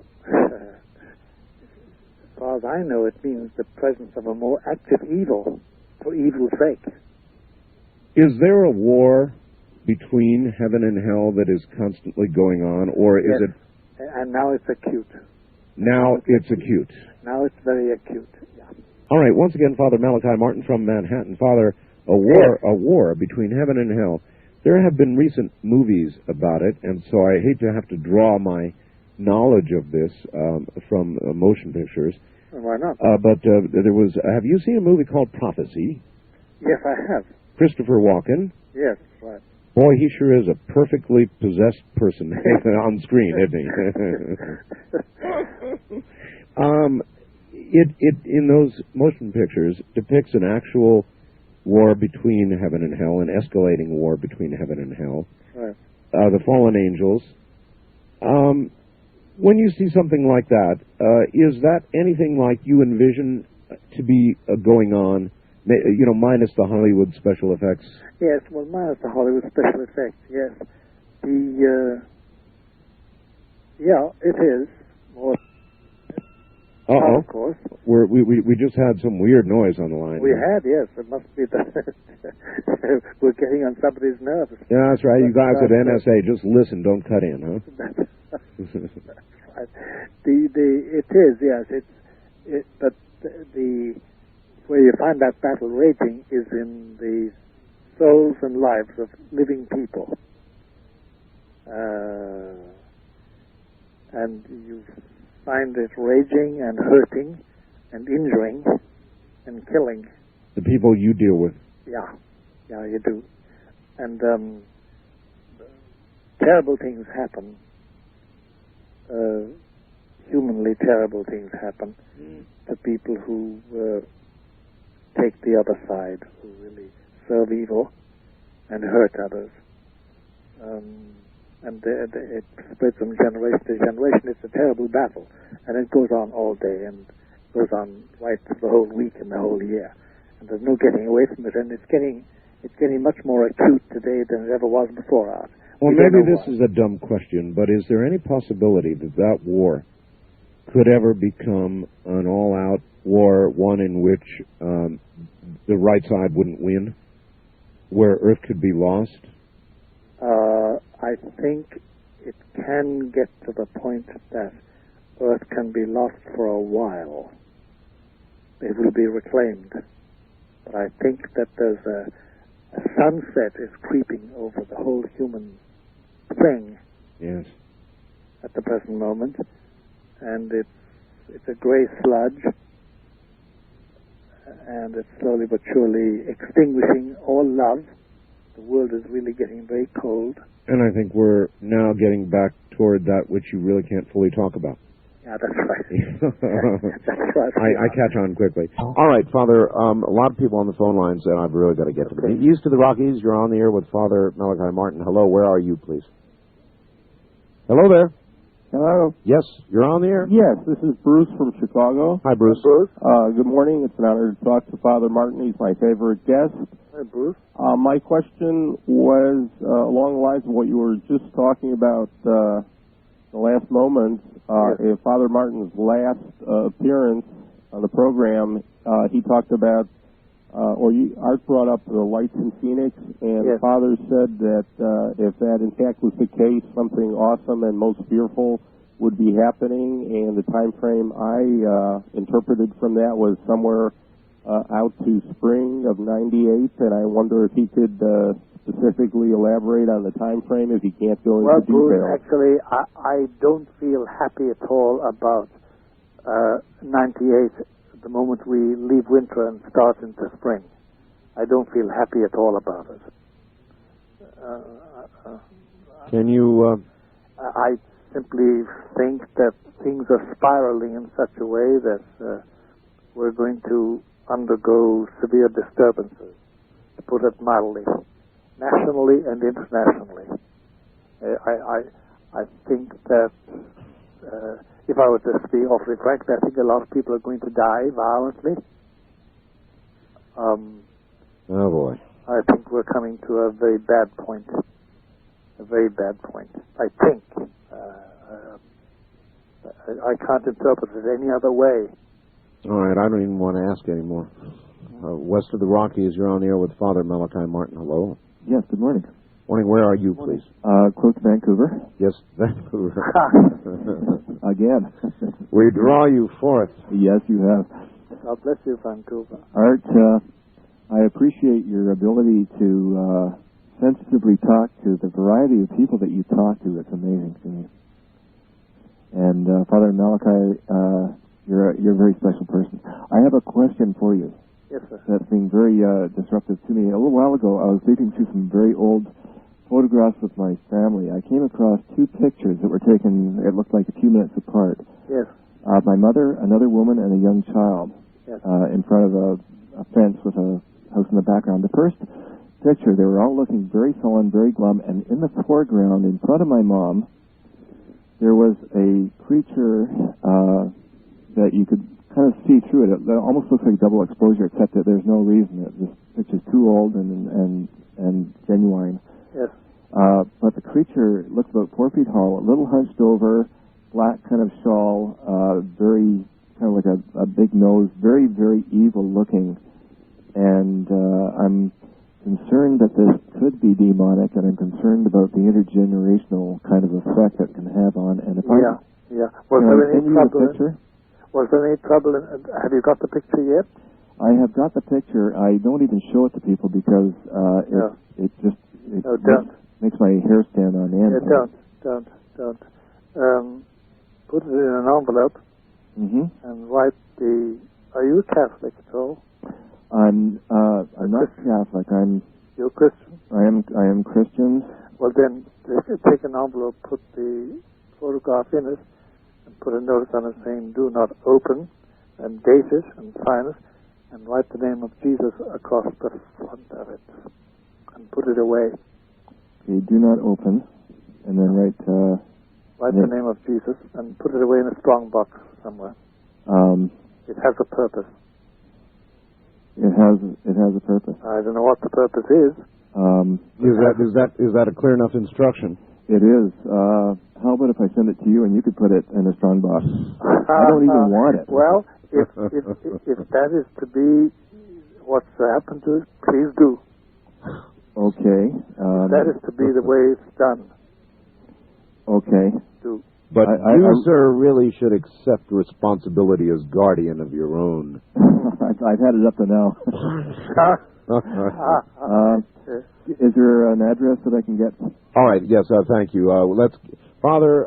By the way, I want to tell the audience you have a new website, and we have linked to your website. I should have given this much earlier in the program. If people will go to www.artbell.com and just scroll on down to Father Malachi Martin's name, click on it, you will go to his new website. Now, Father, is there a way on that website for people to contact you? Maybe not, huh? Not so far, although I must tell you, Art, that I've given out an address, a postal address in Manhattan. Yes. Which can be used with impunity. All right. And it's 217 East 66th Street. Slow down. 217 East 66th Street. New York, 10021. 10021. Apartment 2A as in Apple. Wait a minute here. Then I download all my messages, my email, continuously.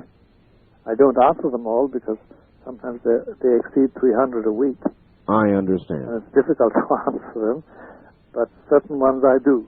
Okay, Father Malachi Martin, apartment 2A. As in Apple, yeah. 217 East 66th Street, New York, New York. 10021. USA.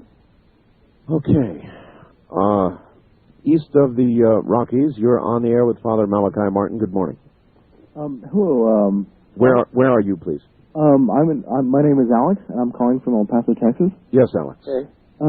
Yes, Father Martin, I have Yes, a sir. feeling that a good friend of mine, his son, I think, may be possessed. Ah. And what he does is that he draws very, very strange drawings on his wall, and he talks to them. He draws very, very ugly pictures of certain strange things. And now, I may sound like kind of crazy by saying this. No, you don't sound crazy at all. What age is the boy? He's about 10. Ah. And, when kids are about 10, you know how they have, like, invisible play friends and stuff Sure. like that. But, I have a strange feeling that God is telling me to, like, kind of help this boy. Yes. And I don't really, like, know whether to, like, get, like, some sort of help on exorcism or anything like that. Yeah. I do not know the bishop down there, if there's an official exorcist in that diocese of El Paso, in which El Paso is. Tell me, do you know anything else about the boy? Does he He bends himself like kind of strange. Does he speak about a companion? Well, he tells me that he's talking to the person on the wall. Yeah. And he draws these Yeah. figures. In other words, he could have a familiar, as they call it. I'm not too sure about those familiar, but... Yeah, well, they call it a familiar. Mm-hmm. But I, at this distance, it's impossible to say. But the peculiar drawing is funny. Does his father ever bring him to a psychologist?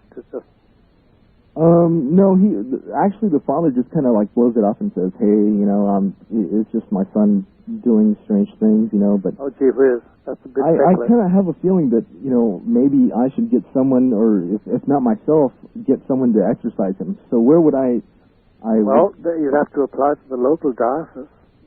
Mm-hmm. Because at this distance, it's the jurisdiction of the bishop in which El Paso is. I don't know what diocese El Paso is in. It's in a Texan diocese, Texas diocese. I don't know which one. But then you go to the chancery and ask who is the exorcist in that diocese. Would it be possible? If the father agrees, because the father must agree. So there you are. Father, what chance in this modern day and age in America does somebody have of going to a diocese and getting an affirmative answer that there is an exorcist? Very well. Put in percentiles, about 33%. 33%. About a third. It's very low. And if they don't get satisfaction, then what? Wow.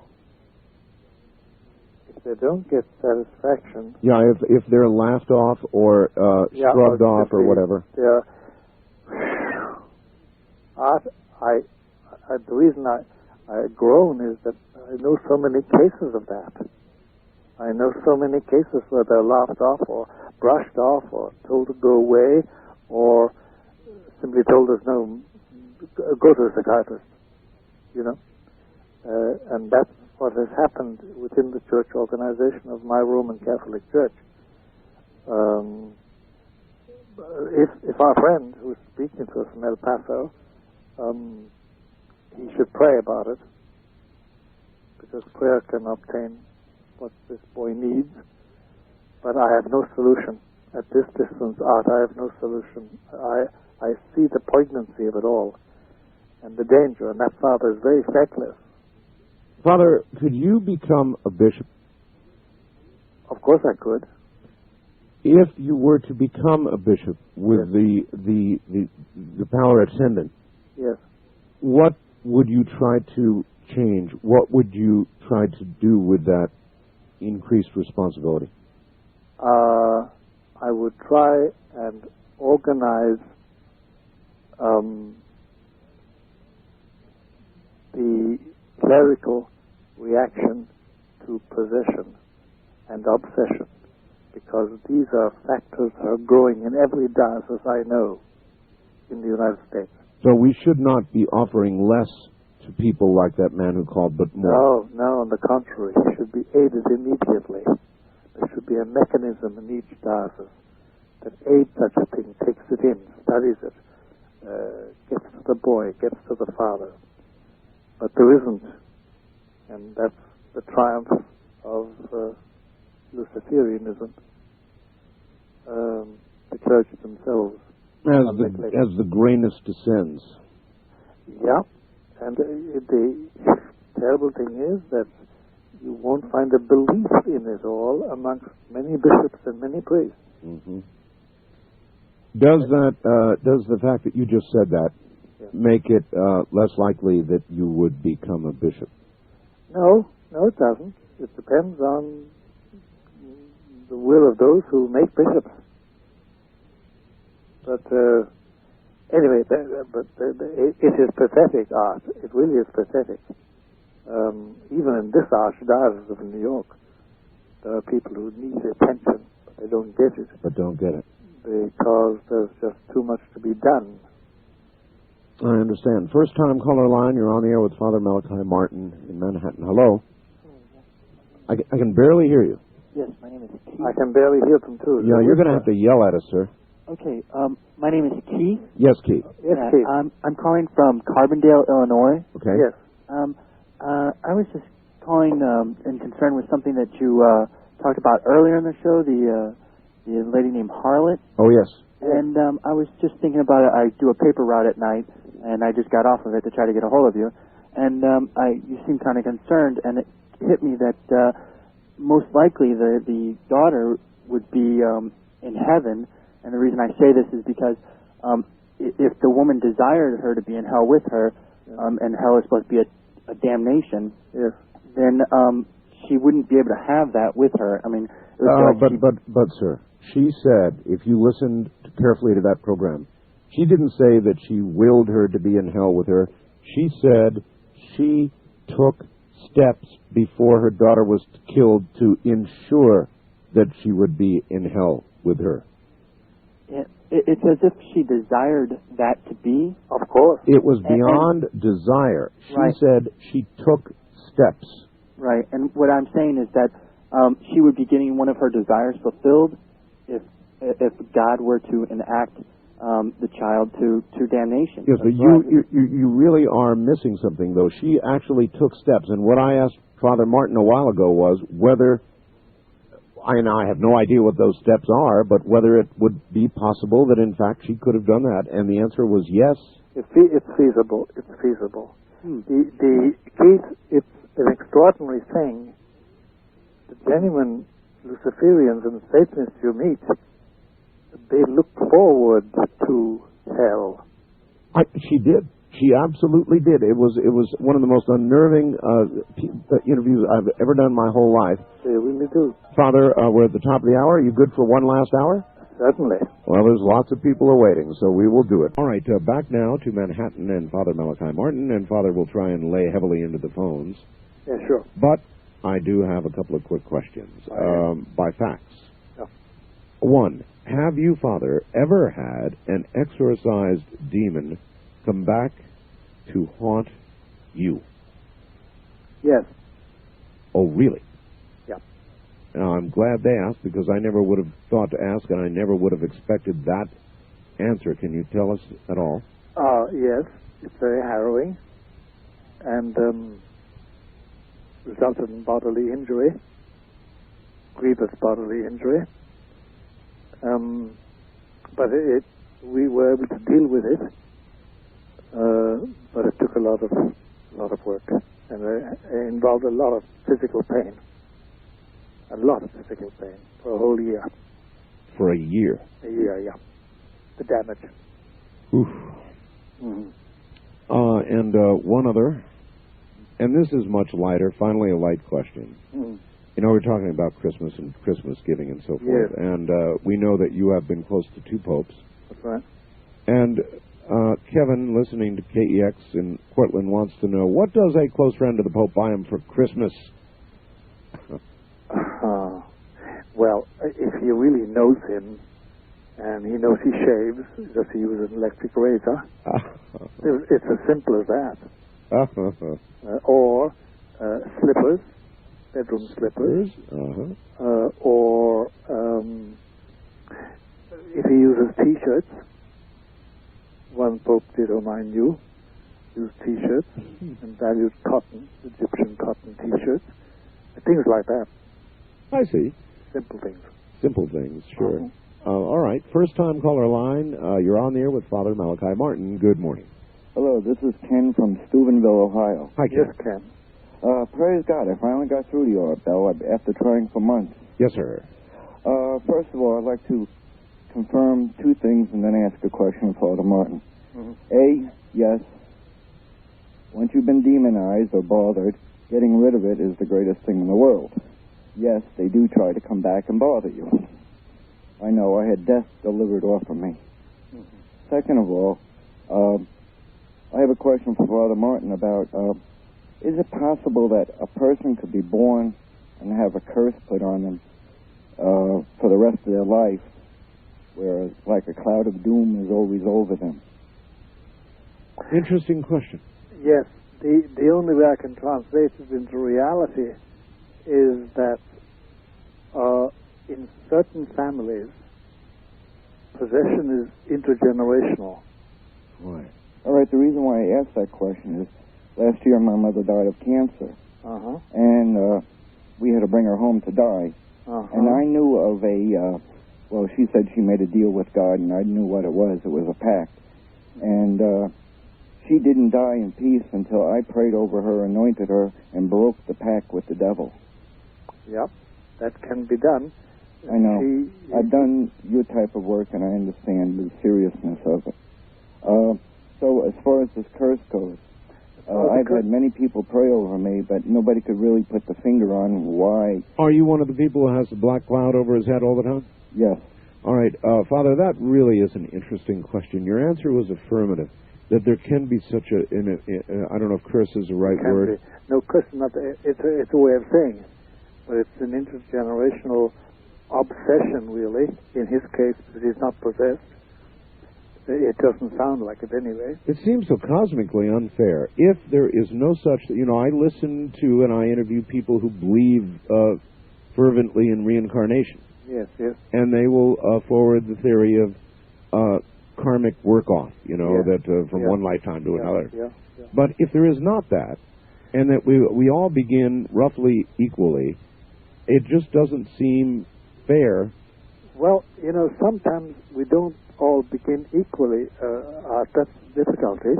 And see, there's one peculiarity God has, and it's this, that as the prophet Hosea said, the fathers eat sour grapes and the children's teeth are blunt. Take, for instance, Adam and Eve. I wasn't in the garden. True. I didn't eat the apple. True, but you nevertheless suffer. I suffer from that. That's God.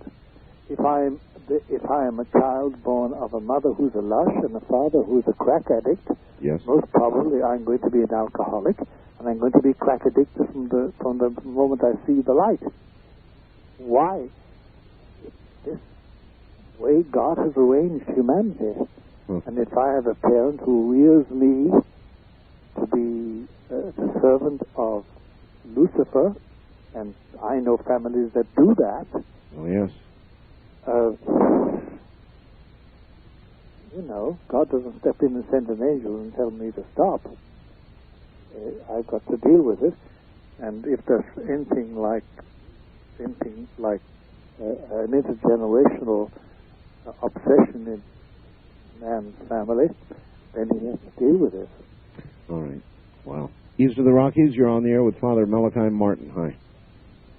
Hello. Going once. Going twice. I'm not from the Rockies. I said east of the Rockies. Oh, east of the... I'm sorry. That's you then. You're east. Where are you? I live in Oak Lawn. Oak Lawn, Illinois. I'm sorry. Definitely east of that great chain there. Definitely these. Good morning, Father. Good morning to you, ma'am. First, before I ask you anything, I want to thank God that we have priests like you to give us information. I'm sorry to hear that. For the information that we're starving for So, because you speak the truth, and this is what we very seldom hear nowadays. Okay, my question, and I have even written this to Cardinal O'Connor in New York. Could the tampering of the Latin traditional Mass of the saints and the martyrs let all hell break loose? Now, the reason I'm saying, that's my first question. Yeah. And the reason I'm putting that together with, I read the Leo the 13th when he had he heard the devil come from the tabernacle. Yes. And now, I don't know, I'm not trying to figure out God's time, but that was in 1887. It was. Right, Father? It was. Okay. So it was in now the first thing they did at Vatican II when they tampered with the Mass is take away the prayer of St. Michael. That's right. And I mean, I don't look at it as coincidence because it was not coincidence. Pardon me, Father? It's not, because they took Father, away. Father, you've got to stay good and close to the phone. They I have to. My phone is in bad shape. Oh, I'm going okay. to get a new All right, instrument. and when he heard this, when he heard the devil make the pact with God. Now, if I'm saying it wrong, I'm not real well educated, so bear with me. You're doing fine. Okay. Well, when he made that pact with God, and God said, I will give Satan 100 years to destroy the church. Yes. Now, when that happened in 1887, and the prayer to St. Michael was composed to fight the devil, the first thing they did at Vatican II is take away at the foot of the altar the Mass of the prayer of St. Michael. That's right. All right. You already covered that, ma'am. I know, okay, your bottom line question is all hell about to break loose, right? All right. The thing I'm asking is that in 1987, through the grace of God, the Holy Father, almost to the day, the month of October, on the Feast of St. Therese, the Mass indult was given. Now, that is like the weapon, the center of our faith, is the Latin traditional Mass. That's right. Now, That's right. could this be all part of it, the tampering of the sacred? That's what I want to know. All right. Yes, it was. It was. And between you and me and the Holy Spirit, ma'am, what I've always believed is this, that the only punishment that was merited by those who drew up the main documents in the Vatican Council, the only punishment that they deserved was the withdrawal of grace. They tampered with the truth. And God simply withdrew grace. And hence we had the horrible 30 years. Oh. Do you understand what I'm saying? Clearly, Father. West of the Rockies, you're on the air with Father Malachi Martin. Hello. Yes. Hello, Art. Hi, where are you? In California. This is Daphne. Yes. Thank you for bringing Father Malachi on. Hi, Father Malachi. Hi there, ma'am. How are you? Fine, thank you. What's on your mind? Pardon me? What's on your mind? I have two questions, if I can. Sure. The first one deals with, I was born into an intergenerational satanic cult. Uh-huh. And my father was the high priest. Yeah. I was, at my birth, my soul was given to Satan by my parents. Yes. And so my first question is, how can I be released from that? Very simple, ma'am. Mm-hmm. Provided you are baptized. Yes. And that you go to confession, Holy Communion, and Mass, you should, on the Feast of the Immaculate Conception, which is just in a couple of days' time, mm-hmm. you should consecrate yourself to Our Lady. Okay. I did denounce Satan. Is it as simple as that? It's as simple as that. Okay. If you need anything further, you could write to me about it. Okay. But that's all that's necessary, really. Okay, and thank you. My second question is, as a result of the experiences that I had with this cult, I developed multiple personalities, so this whole evening's program is very interesting to me. Yes. I was highly programmed by the cult, and I've been in therapy for many years. Along with all the personalities are 9 demons. They're not part of my personalities, but they're separate. Yes. My pastors are preparing to do a deliverance. I'm not Catholic. We did go to a Catholic church and asked the priest, and he really did not believe in that. He didn't take it seriously. So my pastors are preparing to do this in a few weeks, and I'm wondering if you have any suggestions for them, or is there a way they can reach you by phone? Write me a short note to the following address, 217 East 66th Street, apartment 2A for Apple, New York, New York, 10021. Okay. And does that come directly to you? Or yes, it does. Okay. Yeah, obviously that's an apartment address. It goes right to him. Yes, tell me your first name so I will identify it. On the envelope? No, just in the letter. Tell me.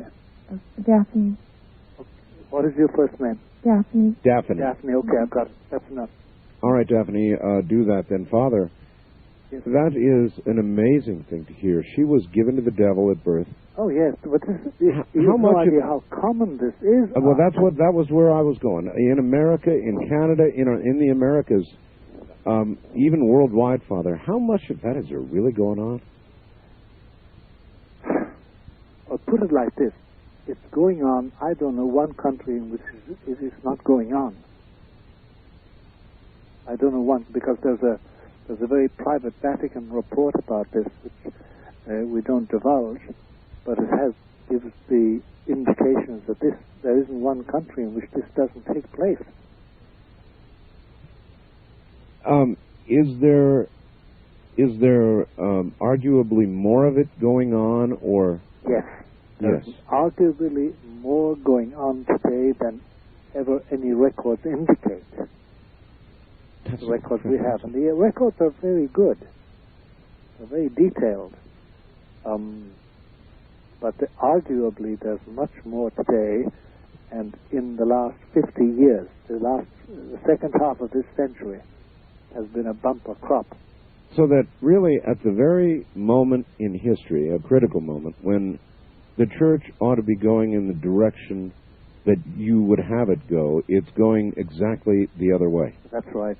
The organization, not the church itself, because that's a sacred thing. It's composed of all those in the state of grace who belong to our Lord and to God. But the organization itself is in shambles. Shambles. In shambles, and is to a large extent dominated by Lucifer. Dominated by Lucifer. East of the Rockies, you're on there with Father Malachi Martin. Hello. Hello. Where are you, sir? Erie, Pennsylvania. Erie, okay. Wow. I didn't really expect to get on.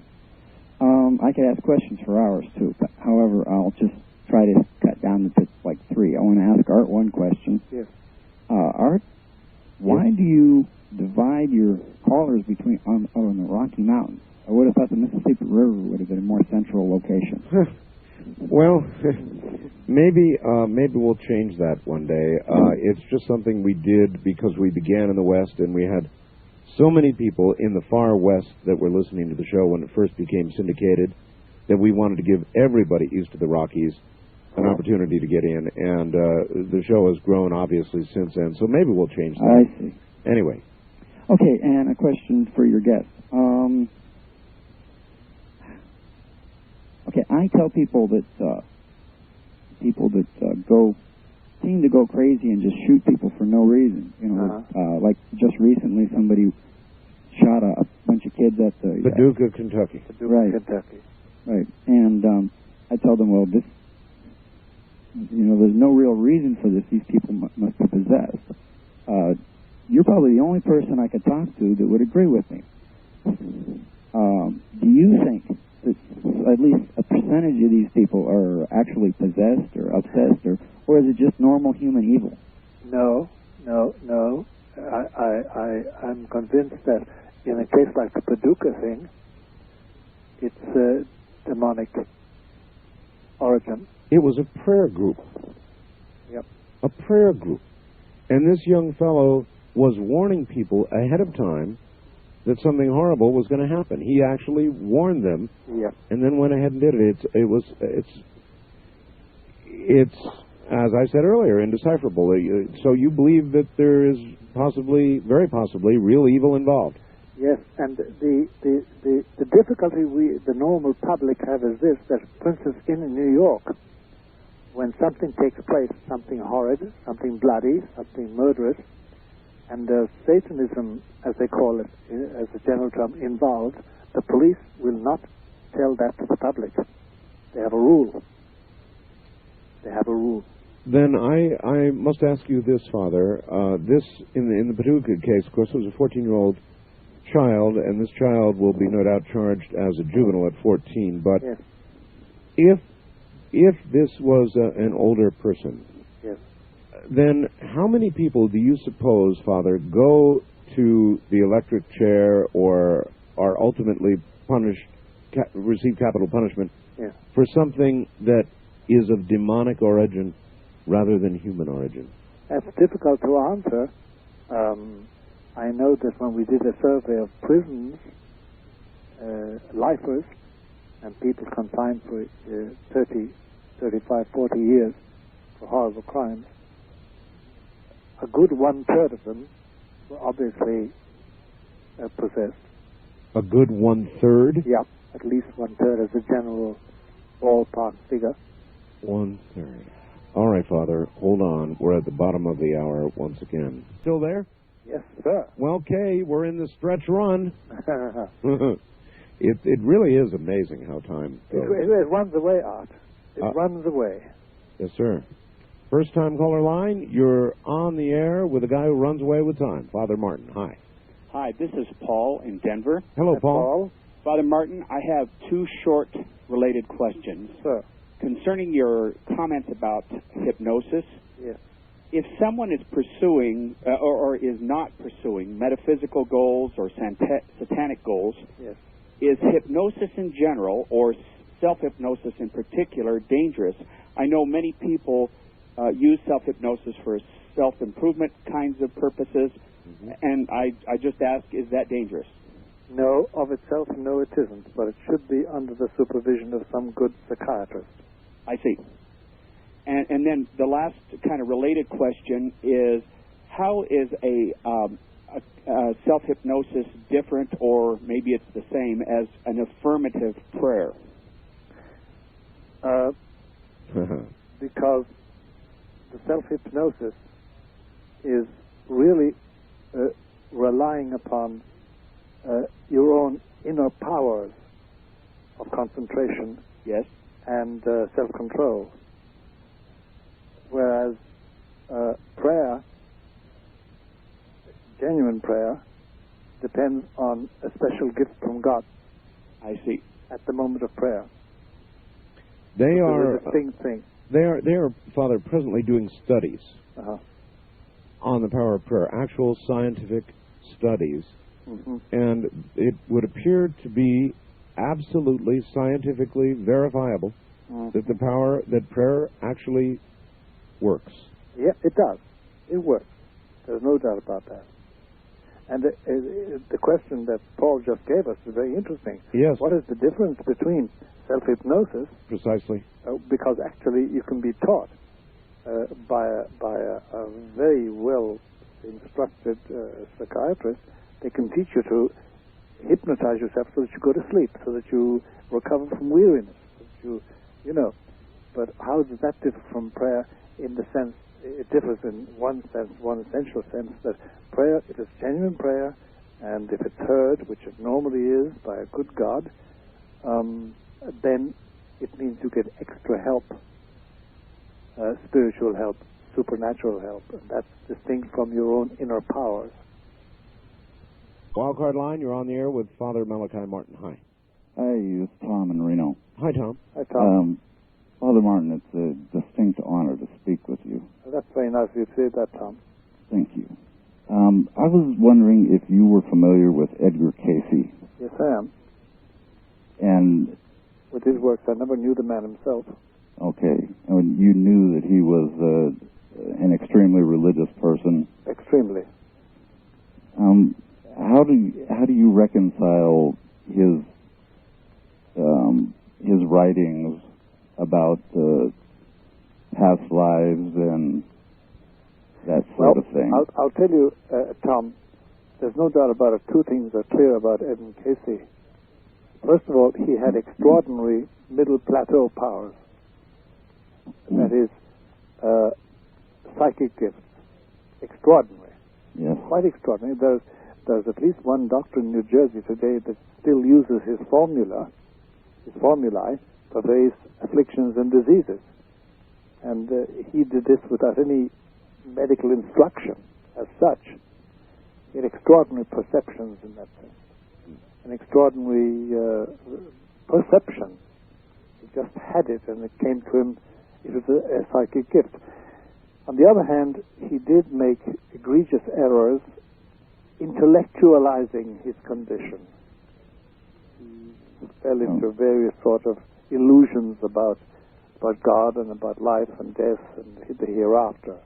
And that part, if you are wise, if you take my advice, you drop any teachings he has about that. But there's no doubt about it. I know a person, a lady, a woman whose sight was saved because she went to a doctor in New Jersey who used Casey's formula. He did have some amazing formulas that he came up with. Utterly amazing. And it was a gift, there's no doubt about it.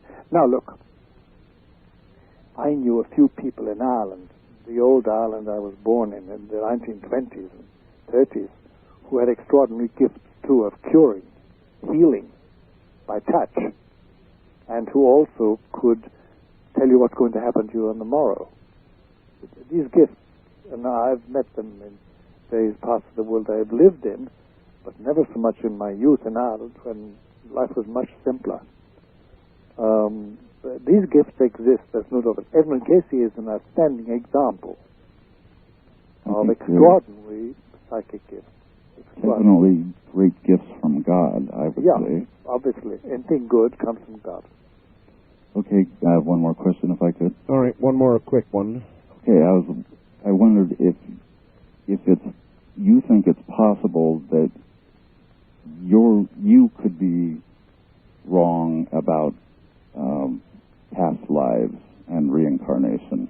All right, there's a straight-out question. Well, no, I don't think there's such a thing as reincarnation. I just don't believe it, because my church condemns it, and my reason doesn't accept it. Now that I can be wrong, one can always be wrong, Tom. You know what I mean? But on this point, since it's a matter of faith, I prefer to say no. I'm not wrong. I'm following the truth as revealed. That's because I'm a Roman Catholic. Fair enough. East of the Rockies, you're on the air with Father Malachi Martin. Where are you, please? Hello? Hello there. Hi, I'm in Brand, Manitoba, Canada. All right. I had a question for Father Martin. Yes, sir. Hi, have you ever heard of the house in Amityville, New York? Yes, I have. I've been to it. You have? Really? Yes. Are the people living there right now? For a long time there weren't. There may be people there now. I just wondered if you had any information on the person, on the son who did the deed in that house, and what he's doing now. No, I don't know what he's doing. I wish I did. Oh, really? I have no means of following that up because he doesn't want much notice. Mm-hmm. Got enough notice about it all. Is it true about the well in that house? Yes. Is that true? The Amityville horror was really a horror. It really was. But there are just as bad and worse to be found. Really? Yeah. Okay, thank you. Thank you very much. The Amityville horror was real. Oh, yeah. It was real. It was genuinely gruesome and real.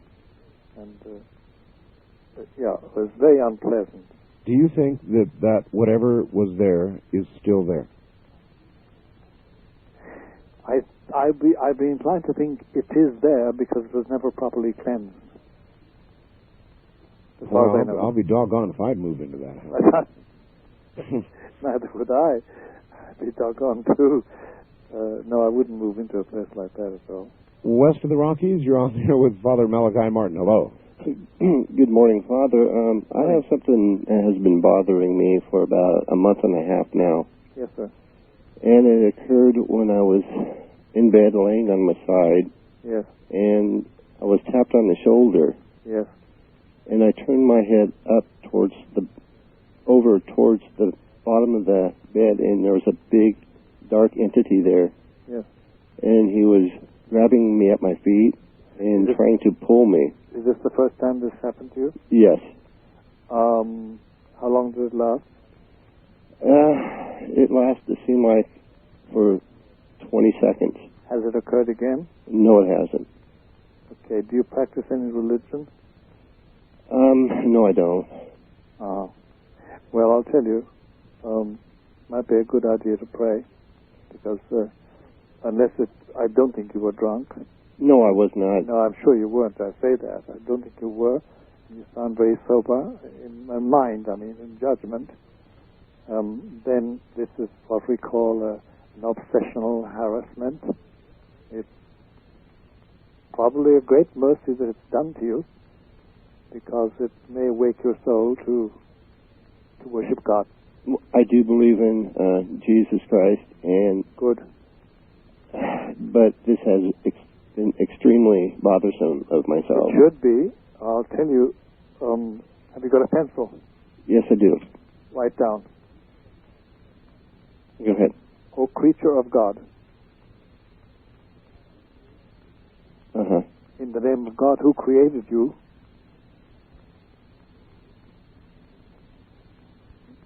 okay, and in the name of Jesus who saved me, I exorcise you.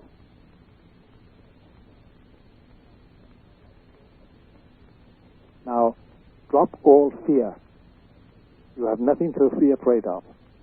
Thank you. But Thank fit you. those words in its eye. Okay? Thank you very much, Father. God bless. Good luck. First time caller line, you're on the air with Father Malachi Martin. Hello. Hello. Hello. I'd like to know if I could talk to just leave Father Malachi a number to call me toll free off the air. No, I have no way of doing that, sir. I'm here all by myself, and there's no producer to sit here and take a number. I just a one-man band show here, so I can't do that, but you can write to the Father. Yeah. Okay? Okay. That's what you're going to have to do. Thank you. Wildcard line, you're on the air with Father Malachi Martin. Good morning. Good morning. Morning show, Art. Nice to see you, Father Malachi. Thank you. Where are you, sir? I'm in Gulfport, Mississippi, WVMI territory. Very good. The question, Father Malachi, I have. Yes. In reference to the eternal war. Yes. What do you believe in reference to the Nephilim or the Nephilim as far as returning in the flesh? Yes. With the adversary to deceive the world, like before, like the locust army, that kind of thing. Yeah. The Nephilim, half angel, half human? Yes. No, that would be the Geba. I thought it was Nephilim. Well, it depends on where you look, I guess. If you read Sitchin. It does. It depends on where you look, and it depends how you interpret where you look. I only know one thing, that the Nephilim and the Geba and all that motley horde are under the domination of our Lord and Savior Jesus. And we've nothing to fear, provided we remain faithful. Was the earth not once cleansed with flood to correct all that? It was. Actually, what you and I live in today, Art, and our friend from wherever he is speaking from, what we are living in today is a reformed creation. It's something God made over again after the fall. Kind of like he hit a reset button. Yeah, he had to reset the whole darn thing. It went awry. I've again, just sort of a reference to what we've been discussing all night, brushing up against it again, but it looks to me like the fingers get near the same button again. Yeah, they do. They do, Art. They do. East of the Rockies, you're on the air with Father Malachi Martin. Hello. Yes. Father, I have a question for you. Yes, sir. In college, a friend of mine and I befriended a third guy in one of our classes, and we became friends, and he revealed to us at a later time that he was dealing in the black arts. Uh-huh. And Because of this, the friendship broke off. Yeah. Did you deal in it? No, I didn't. Good. But we had some carryover, if you will. Yes. We were visited by things that weren't very pretty, and that's right. There was we call that infection. Okay. Well, that we had, and we dealt with it, and we confronted him about it, and he didn't believe that it was possible. He thought he was in control of these demons and such. That's the usual persuasion. Right. We tried to convince him to get out of it, and he believes that he can't. And he believes that there's a hell waiting for him, and that there's sort of at this point nothing he can do about it. Now, we don't have... That's not true. Excuse me? That's not true. Well, I don't believe so either. Yeah. But we don't have communication with him anymore. Oh, Lord. But, pray for him. Yes. Is there... I do that. Is there anything specific I can do? Beyond reaching him and getting him to go and see somebody in authority who can influence, help him, deliver him, heal him, no, except prayer. Okay. But you can pray for him. Okay. And it can move mountains. It really can. Okay. But throw in a little fasting and penance. Fasting and penance. Okay. Yeah. Throw in a little of that on your own bat. Okay. For his sake. Try and get to him, though. All right. All right. All right. Thank you. You take care. He is your brother. West of the Rockies, you're on there with Father Malachi Martin, and not a lot of time left. Yes, Hello. hi, Art. Anna calling from Malibu. Malibu, all right. Yes, I'm a student of Elizabeth Clare Prophet, and I'm just saying that as a point of reference. That's not the reason for my call. Yes. Because I know you had interviewed her recently. I did. Father Martin? Yes, lady. I'm calling concerning Dr. Jack Kevorkian. Yes. And I have a very strong opinion about him. I think he's doing a terrible disservice, and that I believe that the patients that he is killing are not being relieved of their suffering, that somehow in an afterlife, because of my spiritual beliefs, I believe that there will continue to have to go through whatever they need to go through. And it just so happened at the break he was on the news again saying that he's trying to recruit other doctors to do this. And I think you've developed a good rapport with the listeners, and I would like to invite you to perhaps do a service to the listeners and voice your opinion and perhaps give your further opinion. Yeah, I wish we had more time for this. Thank you, ma'am. Father, it really is a good topic. But what is your opinion? There's no doubt about it. Jack is doing the work of the devil. About his actual spiritual condition, I don't know. But I know that he is doing directly the work of the devil. He's sending people into eternity by means of what is a mortal sin, an offense against God. You can't do that with impunity. And that's about his actual spiritual condition. I don't know him from a hole in the wall. I wouldn't recognize him, So I don't know. But he's doing the work of Satan. There's no doubt about that. Your opinion, murder. Yeah. He's murdering their souls, really. Making it easy for them to... And the dreadful thing about it, Art, is that when he goes into eternity himself, where on earth do you think he's going to fit, except in one place? I don't know. Will he meet the souls of those he dispatched? God only knows. But one speculates that yes, he will. But in a very warm place. But, he is doing the work of the devil. There's no doubt about that. Boy, I hate to imagine that those souls that he dispatched, those suffering souls. Well, see, yes, you're right, Art. You have a good compassion, Art. It may be that they were suffering so much that they lost their reason. Do you understand me? They grasped at any straw. I do, but the good doctor retaining his health, you don't think that he's got the same chance? I don't think so, no. I'd be very condemnatory Well, Father, we've done it again. We're flat out of time. I know. Time is the one thing we capitalists can't buy us. Listen, I want to thank you for giving me the chance to talk to you and to your audience. And if I don't speak to you before Christmas, you and Ramona have my blessing. Father, thank you, and we will do this, of course, again. So it's not goodbye, just till next time. No, it's au revoir. Good night, Father.